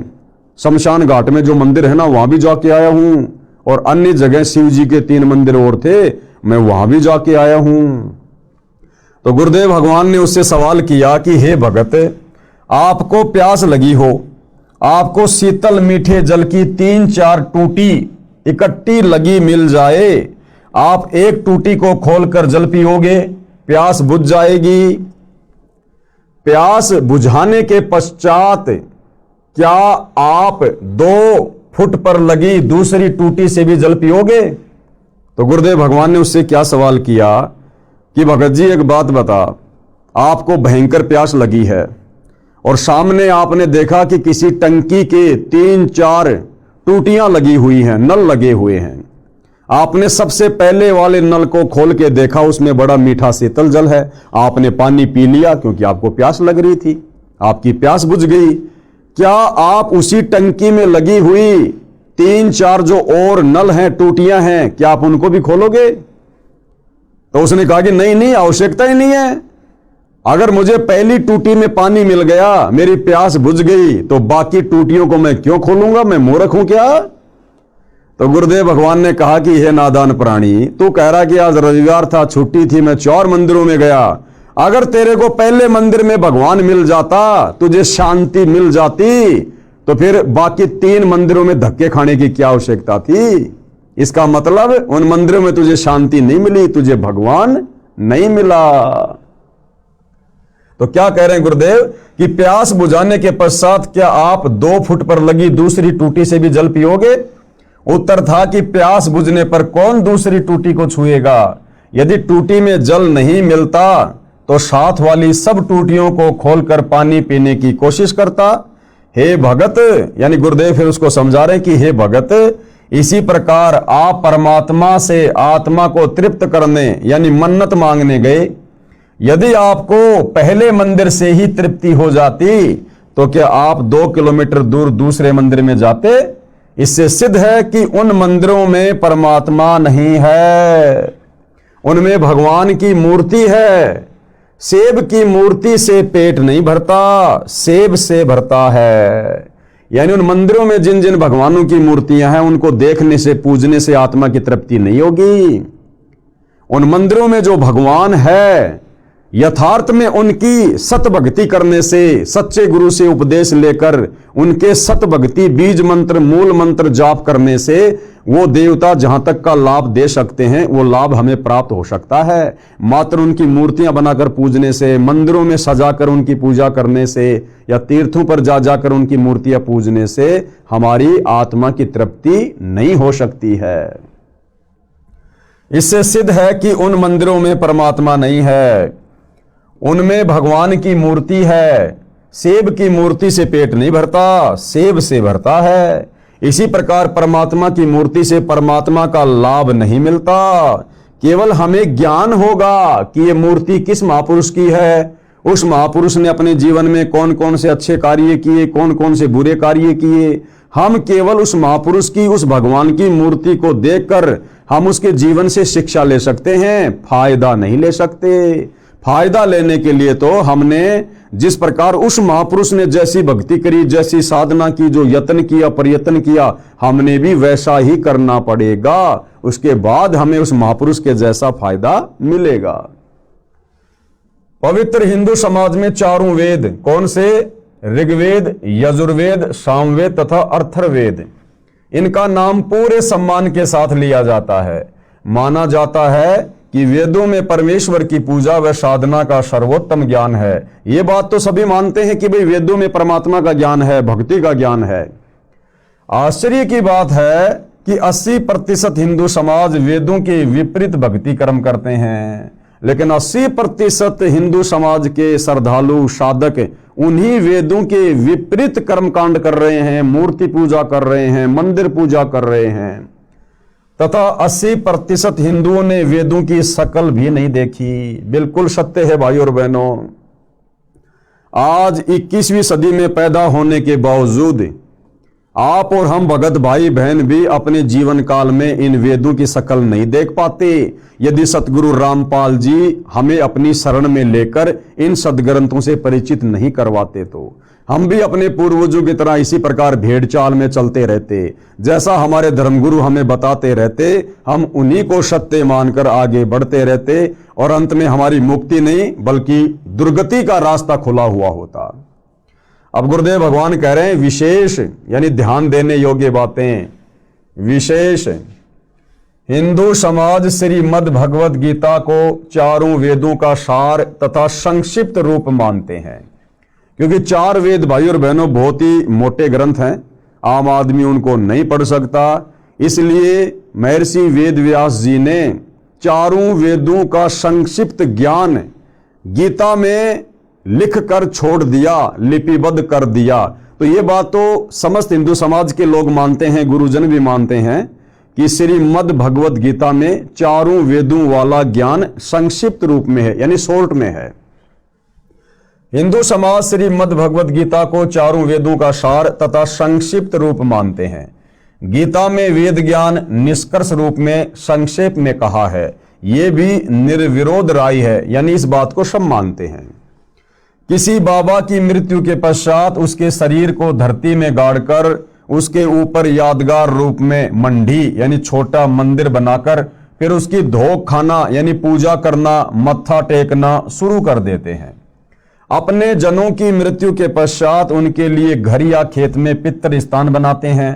4-5 ईंटों को रखकर एक झोपड़ी रूप बनाकर उस पर ज्योति जलाना भी पूजा का हिस्सा माना जाता है। यह है मुख्य पूजा पवित्र हिंदू समाज की, यानी वर्तमान में यह पूजा रह गई हिंदू समाज की। जो अपने आप को कहते हैं हम सनातनी हैं, हम वैदिक हैं, हम वेदों के रास्ते पर चल रहे हैं, हमारे से सर्वश्रेष्ठ भक्ति किसी की नहीं है, ना ईसाइयों की, ना मुसलमानों की, ना सिखों की। तो गुरुदेव भगवान यहां हमें निष्कर्ष दे रहे हैं कि नालायकों, तुमने तो केवल वेदों की शकल देखी है, बाकी सारी साधना वेदों के और गीता जी के विरुद्ध कर रहे हो। यह है मुख्य पूजा पवित्र हिंदू समाज की। अब आगे किसी ने सवाल किया भाई और बहनों, जिसका जवाब पूज्य गुरुदेव भगवान देंगे। प्रश्न नंबर 1, हिंदू धर्म के पवित्र शास्त्रों की स्थिति क्या है? उत्तर दे रहे हैं गुरुदेव भगवान, चारों वेद परमात्मा दत्त हैं, प्रभु दत्त हैं, यानी परमात्मा के द्वारा दिया गया ज्ञान चारों वेदों में है, तथा श्रीमद् भगवद गीता चारों वेदों का संक्षिप्त रूप यानी सारांश है। इसलिए गीता भी प्रभु द्वारा दिया गया ज्ञान है, यानी जो ज्ञान वेदों वाला काल ब्रह्म ने दिया वही ज्ञान गीता वाला काल ब्रह्म के द्वारा ही दिया गया है, क्योंकि गीता जी चारों वेदों का शॉर्ट रूप है, संक्षिप्त रूप है। प्रश्न 2, किस प्रभु के द्वारा चारों वेद प्रदान किए गए? उत्तर दे रहे हैं गुरुदेव, परम अक्षर ब्रह्म यानी सत्य पुरुष ने प्रदान किए। यानी सर्वप्रथम भाई और बहनों, ये वेदों का ज्ञान इस काल ब्रह्म को, ज्योति निरंजन को, ब्रह्मा विष्णु महेश के पिताजी को, दुर्गा के पति को, इस 21 ब्रह्मांड के राजा स्वामी भगवान, उसको कुछ भी को, काल ब्रह्म जिसने गीता का ज्ञान बोला, सर्वप्रथम ये सारे वेद, इन वेदों का ज्ञान उस परम अक्षर ब्रह्म ने, सत्य पुरुष ने, कबीर देव ने इस काल ब्रह्म को दिए थे।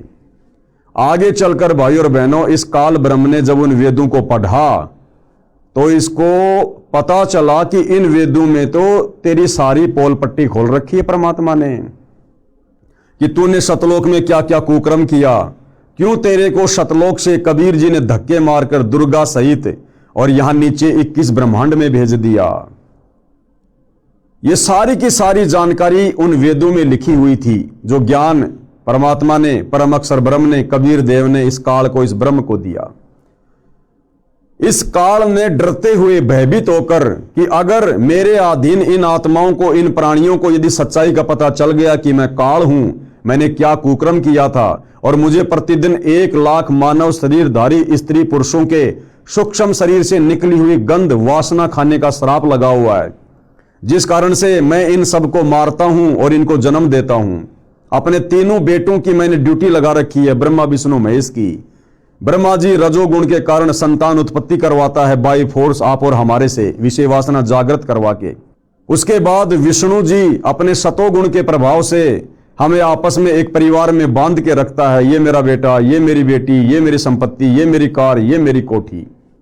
और उसके बाद शंकर जी अपने तमोगुण के प्रभाव से किसी न किसी कारण से, लड़ाई में, झगड़े में, एक्सीडेंट में या बीमारी से, कोई भी कारण बनाकर हम जीव आत्माओं को मृत्यु प्रदान करके अपने पिता काल ब्रह्म के पास भेज देता है उसके भोजन के लिए। तो जब इस काल ब्रह्म ने उन वेदों वाला ज्ञान पढ़ा तो उसको लगा कि तेरी तो सारी पोल पट्टी खोल रखी है। तो भाई और बहनों, जो मुख्य ज्ञान था, जो इस काल की पोल पट्टी खोल रहा था, वो ज्ञान इस काल ब्रह्म ने भयभीत होकर नष्ट कर दिया। और बाकी का ज्ञान जो इस काल की पूजा तक का था, वो ज्ञान इसने अपने बड़े बेटे ब्रह्मा को समुद्र मंथन के दौरान दे दिया। और ब्रह्मा जी ने फिर वही ज्ञान आगे अपने वंशजों को दिया। आगे चलकर फिर उसी वेदों वाले ज्ञान को 4 भागों में श्री वेद व्यास जी ने पुस्तकों के रूप में, ग्रंथ के रूप में लिपिबद्ध कर दिया, जो आज आप और हमारे सामने है। तो गुरुदेव भगवान कह रहे हैं कि परम अक्षर ब्रह्म यानी सत्य पुरुष ने प्रदान किए थे ये वेद। प्रश्न नंबर 3, परम अक्षर ब्रह्म कौन भगवान है, यानी ये परम अक्षर ब्रह्म कौन प्रभु है और कहां इसका प्रमाण है?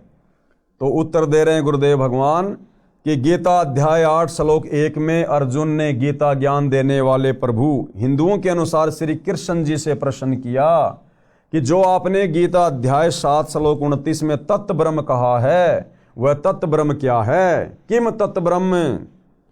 तो गीता ज्ञान दाता ने, यानी गीता का ज्ञान देने वाले भगवान ने इस काल में, जिसको हिंदू भाई श्री कृष्ण जी कहते हैं, गीता ज्ञान दाता ने गीता अध्याय 8 श्लोक 3 में उत्तर दिया, कहा कि वह परम अक्षर ब्रह्म है, वो सत्य पुरुष है। फिर गीता अध्याय 8 के ही श्लोक 5 व 7 में अपनी भक्ति करने को अर्जुन से कहा तथा कहा कि जो मेरी भक्ति करेगा वह मुझे प्राप्त होगा।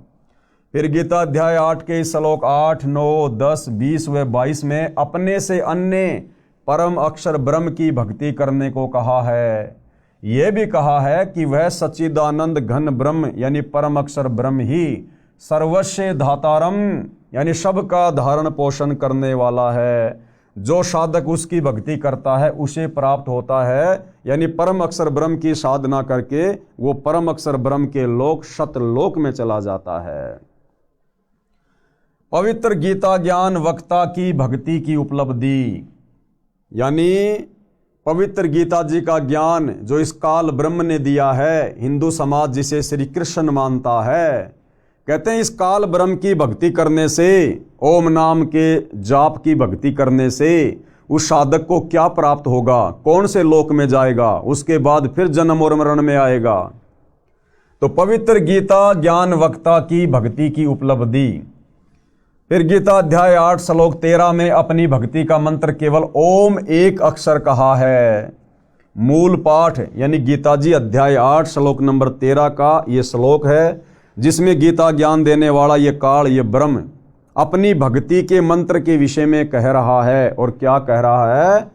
ओम इति एक अक्षरम, यानी मेरी भक्ति का केवल एक ओम अक्षर है। ओम इति एक अक्षरम ब्रह्म व्यवहारण माम अनुस्मरण, यानी मुझ ब्रह्म की भक्ति के जाप करने का केवल एक ओम अक्षर है। ओम इति एक अक्षरम ब्रह्म व्यवहारन माम अनुस्मरण, ये परियाति तजन देहम शयाति परमाम गतम। जो अंतिम श्वास तक इसका जाप करता है, मरते वक्त तक, वो मेरी वाली इस परम गति को प्राप्त हो जाता है। और काल की भक्ति से मिलने वाली परम गति क्या है? वो साधक ब्रह्म का ओम नाम का जाप करते करते जो शरीर छोड़ता है वो इस ब्रह्म के ब्रह्मलोक में चला जाता है, यानी वो महास्वर्ग में चला जाता है कुछ समय के लिए। ये इसकी भक्ति की परम गति है, परम उपलब्धि है। अब गुरुदेव भगवान हमें विशेष तौर पर समझा रहे हैं, अर्थात माम ब्रह्म यानी मुझ ब्रह्म यानी गीता ज्ञान दाता का ओम इति एकाक्षरम, केवल एक अक्षर ओम है, यानी काल की भक्ति का मंत्र केवल ओम है। ये यानी जो इसका अनुस्मरण यानी उच्चारण करके सुमरण करता हुआ परियाति तजन देहम यानी शरीर त्याग कर जाता है, स यानी वह साधक याति परमाम गतिम ओम मंत्र से मिलने वाली परम गति यानी ब्रह्मलोक को प्राप्त होता है। ब्रह्मलोक में काल ब्रह्म रहता है। ये काल कहाँ रहता है? ब्रह्मलोक में, सबसे ऊपर, जहां बैठकर 21 ब्रह्मांड में सभी के ऊपर कंट्रोल करता है। प्रश्न नंबर 4, यह कहां प्रमाण है कि ओम नाम का जाप करने वाले ब्रह्मलोक में जाते हैं और ब्रह्म भी ब्रह्मलोक में रहता है? यानी फिर सवाल किया गया गुरुदेव भगवान से कि इसका कहां प्रमाण है कि ओम नाम की साधना करने वाले ब्रह्मलोक में जाएंगे और ये काल उसी ब्रह्मलोक में रहता है। तो गुरुदेव भगवान यहाँ इसका उत्तर दे रहे हैं। उत्तर श्री देवी महापुराण के 7वें स्कंद के अध्याय 36 में। भाइयों और बहनों, आप भाई बहनों की आंखें खोलने के लिए, विशेषकर हिंदू समाज से जुड़े हुए भाई बहन जो ज्ञानहीन धर्म गुरुओं के अनुयायी बने हुए हैं, शिष्य बने हुए हैं, जो शास्त्र विरुद्ध साधना को सत्य साधना मानकर अपना जीवन बर्बाद करने की दिशा में आगे बढ़ रहे हैं, उन समस्त हिंदू धर्म के श्रद्धालुओं से प्रार्थना है, सतगुरु रामपाल जी यानी ये तत्वदर्शी संत केवल अपने मुख से बाकी धर्म गुरुओं की तरह उआबाई नहीं बकते। कौन सी बात का कहाँ प्रमाण है? और हमारे धर्मशास्त्रों में, जिनको हम हिंदू धर्म के मानने वाले बिल्कुल सत्य मानते हैं, उन्हीं शास्त्रों का हवाला गुरुदेव भगवान दे रहे हैं। कौन सी पुस्तक है, किस अध्याय में है, कौन सा श्लोक है, और अगर ज्यों का त्यों लिखा हुआ मिल जाए तो भाइयों और बहनों, उन नकली धर्मगुरुओं को और उनके शास्त्र विरुद्ध अध्यात्म ज्ञान को छोड़ने में हमने तनिक भी देरी नहीं करनी चाहिए। अन्यथा यदि ये समय निकल गया, ये वर्तमान समय भक्ति युग का समय है, अगर ये समय हमारे हाथ से निकल गया, यदि हमने सतगुरु रामपाल जी को ना पहचान कर इनके द्वारा प्रदान की जा रही शास्त्र अनुकूल सत भक्ति को ग्रहण नहीं किया, तो भाइयों और बहनों, जिस प्रकार से हमारे पूर्वज आज भूत बने हुए हैं, पितर बने हुए हैं, उनकी दुर्गति हो रही है, नरक में कष्ट भोग रहे हैं, जन्म और मरण के चक्कर में फंसे हुए हैं, आप और हमारी भी वही दुर्गति होगी, वही दुर्गति। इसलिए ध्यान से पढ़िए। तो उत्तर दे रहे हैं गुरुदेव कि श्री देवी महापुराण के 7वें स्कंद के अध्याय 36 में श्री देवी जी ने राजा हिमालय से कहा कि हे राजन, हिमालय पहाड़ नहीं, हिमालय एक राजा का नाम है, वो देवी का भगत था, दुर्गा जी का भगत था।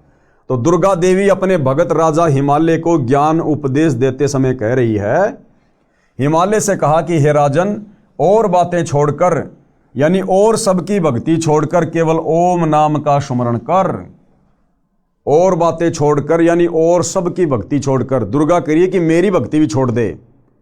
अगर तुझे उस ब्रह्मलोक में जाना है, ज़्यादा लंबे समय के लिए अगर तुझे वहाँ पर रहना है, तो और सब बातें छोड़ दे, यानी मेरी दुर्गा की पूजा भी छोड़ दे।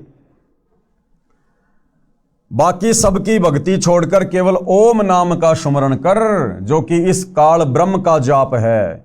ओम नाम का स्मरण कर, जिसके स्मरण से तू ब्रह्म को प्राप्त हो जाएगा, जो दिव्य आकाश रूप ब्रह्मलोक में रहता है। तो ये प्रमाण है भाइयों और बहनों, आप जी पुस्तक खोलकर देख सकते हैं। श्री देवी महापुराण गीता प्रेस गोरखपुर से प्रकाशित आप जी ये जो अध्याय दिया गया है कि उसके 7वें स्कंद के 36वें अध्याय में श्री देवी जी ने राजा हिमालय से कहा कि हे राजन, और बातें छोड़कर यानी और सबकी भक्ति छोड़कर केवल ओम नाम का सुमरण कर, जिसके सुमरण से तू ब्रह्म को प्राप्त होगा। तो ब्रह्म को प्राप्त होगा ये प्रमाण हो गया। और वो ब्रह्म कहाँ रहता है? वो दिव्य आकाश रूप ब्रह्म लोक में रहता है, ये प्रमाण हो गया। ध्यान रहे, गीता अध्याय 8 श्लोक 16 में कहा है कि ब्रह्म लोक में गए साधक यानी भगत भी पुनरावर्ती यानी आवागमन यानी जन्म मरण के चक्कर में है। आपको ये ना समझे कि भाई 21 ब्रह्मांड के स्वामी गीता ज्ञानदाता काल ब्रह्म का ओम नाम का जाप करके हम तो उसके ब्रह्म लोक में चले जाएंगे तो हमारी मुक्ति हो गई। फिर यही ब्रह्म आगे चलकर गीता अध्याय 8 श्लोक नंबर 16 में कह रहा है कि ब्रह्म लोक पर्यंत सर्वलोक पुनरावर्ती में है, यानी आवागमन में है, जन्म और मरण में है, पूर्ण मुक्ति नहीं है इस ब्रह्म की साधना करने से। ध्यान रहे, गीता अध्याय 8 श्लोक 16 में कहा है कि ब्रह्म लोक में गए भगत भी पुनरावर्ती यानी आवागमन अर्थात जन्म मरण के चक्कर में ही है। फिर आगे सवाल किया गया है, क्वेश्चन नंबर 5, हिंदू पक्ष गीता अध्याय 8 श्लोक 16 में यह भी कहा है कि हे अर्जुन, ब्रह्म लोक पर्यंत सब लोग पुनरावर्ती में है, परंतु कुंती पुत्र यानी अर्जुन मुझको प्राप्त होकर पुनर्जन्म नहीं होता। अब भाइयों और बहनों, यहां पर ये जो गीता के अनुवादक हैं, इन्होंने अपनी अटबट करनी शुरू कर दी। इन्होंने गीता के इस अध्याय के इस श्लोक का गलत अर्थ निकाल दिया कि हे अर्जुन, मुझको प्राप्त होकर फिर भगत फिर प्राणी पुनर्जन्म को प्राप्त नहीं होता। लेकिन इसका अर्थ ये नहीं है। इसका यथार्थ अर्थ आपको सतगुरु रामपाल जी के कर कमल से लिखा हुआ बताएंगे। अन्यथा भाइयों और बहनों, ये गीता ज्ञान देने वाला ब्रह्म पहले कह चुका है कि हे अर्जुन, तेरे और मेरे बहुत जन्म हो चुके हैं, तू नहीं जानता, मैं जानता हूं। हे अर्जुन, मेरे जन्म को, मेरी उत्पत्ति को ये देवता लोग, ये ऋषि लोग नहीं जानते, क्योंकि ये सारे मेरे से उत्पन्न हैं। फिर भला वो ब्रह्म ये कैसे कहेगा आगे कि मुझे प्राप्त होकर फिर प्राणी का पुनर्जन्म नहीं होता। तो भाइयों और बहनों, ये सारी की सारी अटपट गीता का अनुवाद करने वाले अनुवादकों की है। ये इनका मनमुखी अनुवाद है, क्योंकि इनको तत्व ज्ञान नहीं था।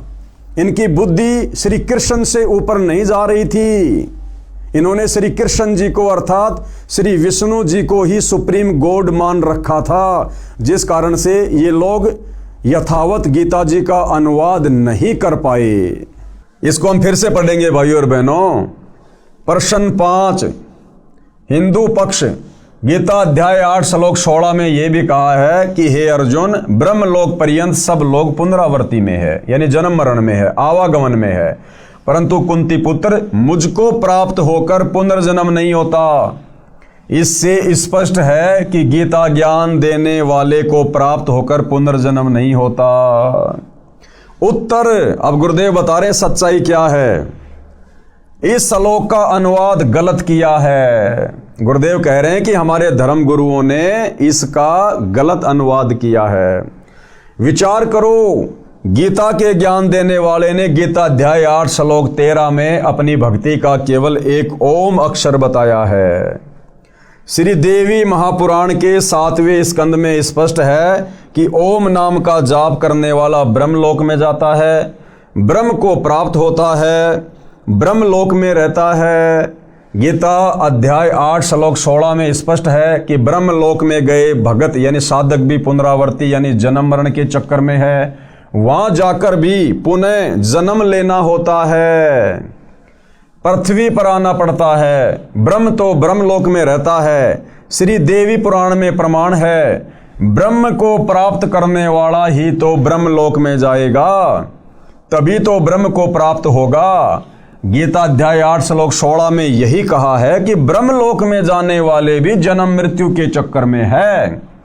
यदि गीता अध्याय 8 श्लोक 13 के मूल पाठ को ध्यान से देखें तो उसमें कहा है माम ब्रह्म यानी मुझ ब्रह्म का केवल एक ओम अक्षर है। मेरे से अन्य अनुवादकों ने, कौन कह रहे हैं? सतगुरु रामपाल जी, कि मेरे से अन्य अनुवादकों ने गीता अध्याय 8 श्लोक 16 का अनुवाद ठीक नहीं किया है। दास यानी लेखक सतगुरु रामपाल जी ने ठीक किया है, जो आगे किया हुआ है, यानी आगे हम देखेंगे। यदि अन्य अनुवादकों का सरलार्थ गीता अध्याय 8 श्लोक 16 का ठीक माने कि मुझे प्राप्त होकर पुनर्जन्म नहीं होता, यानी बाकी जितने भी गीता जी के अनुवादक हैं जो गीता अध्याय 8 श्लोक नंबर 16 का गलत अनुवाद कर रहे हैं कि हे अर्जुन, मेरे ब्रह्मलोक में जाने के बाद फिर जन्म और मृत्यु नहीं होती, तो गुरुदेव भगवान कह रहे हैं यदि हम इन अनुवादकों के इस अनुवाद को यदि हम सत्य माने तो फिर गीता जी के बाकी अध्याय फिर उनका क्या होगा? फिर वो झूठे साबित हो जाएंगे। क्यों? क्योंकि ये गीता ज्ञान देने वाला काल ब्रह्म पहले कह चुका है। क्या? जब गीता ज्ञान दाता ने गीता अध्याय 2 श्लोक 12, गीता अध्याय 4 श्लोक 5, गीता अध्याय 10 श्लोक 2 में तो अपने को जन्मने व मरने वाला कहा है, यानी इन श्लोकों में तो पहले ही गीता ज्ञान देने वाले काल ब्रह्म ने अपने विषय में बता दिया कि मेरा भी जन्म और मृत्यु होती है, अर्जुन तेरी भी होती है, सबकी होती है। फिर भला अध्याय 8 श्लोक नंबर 16 में वो ये कैसे कह देगा कि मुझ ब्रह्म को प्राप्त होकर मेरे ब्रह्मलोक में आकर फिर ये प्राणी कभी जन्म और मरण में नहीं आता। तो भाइयों और बहनों, ये अनुवादकों ने उनको तत्व ज्ञान ना होने के कारण, इन धर्म ग्रंथों की वास्तविक स्थिति का ज्ञान ना होने के कारण इन लोगों ने इस ब्रह्म को ही फाइनल गॉड मान लिया, फाइनल परमात्मा मान लिया, और इनकी बुद्धि इससे आगे नहीं गई और इन्होंने यही अपनी तरफ से अनुवाद कर दिया कि मुझ ब्रह्म को प्राप्त होकर फिर प्राणी जन्म और मरण में नहीं आता, जबकि गीता जी में खुद ये गीता ज्ञान देने वाला ब्रह्म गीता अध्याय 2 श्लोक 12, गीता अध्याय 4 श्लोक 5 और गीता अध्याय 10 श्लोक 2 में स्पष्ट कर रहा है कि मेरे जन्म और मृत्यु होती है। अर्जुन तू नहीं जानता, मैं जानता हूं। गीता ज्ञान दाता ने अपनी साधना का एक ओम अक्षर बताया है, तो वह ब्रह्म हुआ, यानी ओम इति एक अक्षर माम ब्रह्म अनुस्मरण, क्योंकि ओम नाम जाप तो ब्रह्म का है। जब वह स्वयं ही जन्मता मरता है तो गीता ज्ञान देने वाला ये नहीं कह सकता कि मुझे प्राप्त होकर पुनर्जन्म नहीं होता। गीता अध्याय 8 श्लोक 16 का अन्य अनुवादकों ने अनुवाद गलत किया है। इसी कारण से तो भाइयों और बहनों, ये बिजली पड़ी हुई है।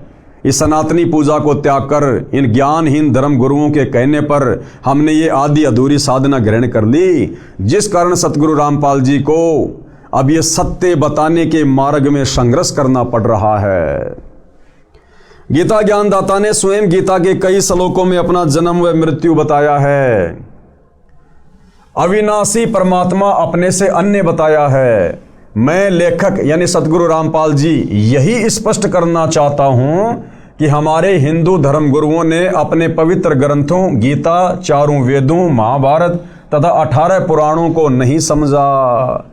अगर ये हमारे नादान धर्म गुरु आचार्य शंकराचार्य, आदि शंकराचार्य, अगर ये हमारे हिंदू धर्म के इन पवित्र ग्रंथों को, गीता जी को, 18 पुराणों को, वेदों को यदि अच्छे से समझ पाते तो आज भाइयों और बहनों इस प्रकार के गलत अनुवाद ना करते और ना ही इस हिंदू समाज को शास्त्र विरुद्ध साधना पर लगाते। कृपया पढ़ें मेरा अनुवाद गीता अध्याय 8 श्लोक 16 का। अब सतगुरु रामपाल जी परमेश्वर जी ने अर्थात उस तत्वदर्शी संत ने गीता अध्याय 8 श्लोक 16 का यथार्थ अनुवाद किया है। जिस तत्वदर्शी संत के विषय में गीता ज्ञान देने वाला काल ब्रह्म गीता अध्याय 4 श्लोक नंबर 34 में कह रहा कि हे अर्जुन, अगर तुझे कंप्लीट अध्यात्म की जानकारी चाहिए, अगर तुझे पूर्ण शांति चाहिए, मोक्ष प्राप्त करना है तो किसी तत्वदर्शी संत की खोज कर ले। तो भाइयों और बहनों, वो तत्वदर्शी संत वर्तमान में सतगुरु रामपाल जी है जो हमारे को यथार्थ अध्यात्म की जानकारी दे रहे हैं। और अब सतगुरु रामपाल जी ने गीता अध्याय 8 श्लोक नंबर 16 का यथार्थ अनुवाद करके इस पुस्तक के माध्यम से हिंदू समाज के सामने पेश किया है। केवल धैर्यपूर्वक निष्पक्ष होकर इसको समझने की आवश्यकता है।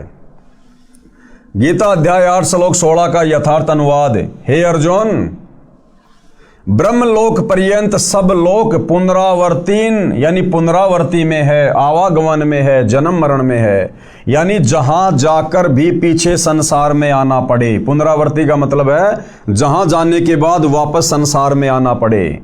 ऐसे है तू परंतु कौनते, हे कुंती पुत्र, न विदते, जो ये नहीं जानते। न विदते का मतलब है जो ये नहीं जानते। क्या नहीं जानते? कि मेरे ब्रह्मलोक में जाने के बाद भी साधक को वापस आना पड़ता है। न विदते, जो यह नहीं जानते, माम उपेते, मुझे प्राप्त होकर भी उनका पुनर्जन्म होता है। भावार्थ है कि जो ये नहीं जानते कि ब्रह्मलोक में जाकर भी वापस आना पड़ता है, वे मेरी भक्ति करके मुझे प्राप्त होकर भी जन्म मरण के चक्कर में रह जाते हैं। ये है भाई और बहनों गीता अध्याय 8 श्लोक नंबर 16 का यथार्थ अनुवाद, जिसके अभाव में नादान हिंदू समाज ने इस काल ब्रह्म को ही सर्वश्रेष्ठ परमात्मा मान लिया और ये सोचकर कि ओम नाम के जाप से हमारी मुक्ति हो जाएगी, जन्म मरण से छुटकारा मिल जाएगा। लेकिन भाई और बहनों, जन्म मरण से छुटकारा इस काल से ऊपर जो सर्वश्रेष्ठ परमात्मा है, उत्तम पुरुषतु अन्य परमात्मा इति उधारते, उस परम अक्षर ब्रह्म की भक्ति करनी पड़ेगी। तत्वदर्शी संत से उपदेश लेकर तो आज मौका है। वह तत्वदर्शी संत जो उस समय अर्जुन को प्राप्त नहीं हुआ, आज वही तत्वदर्शी संत सौभाग्य से सतगुरु रामपाल जी के रूप में आप और हमें प्राप्त है। ध्यान रहे, गीता अध्याय 6 श्लोक 23 में विधात शब्द का अर्थ इन्हीं अनुवादकों ने जानना किया है।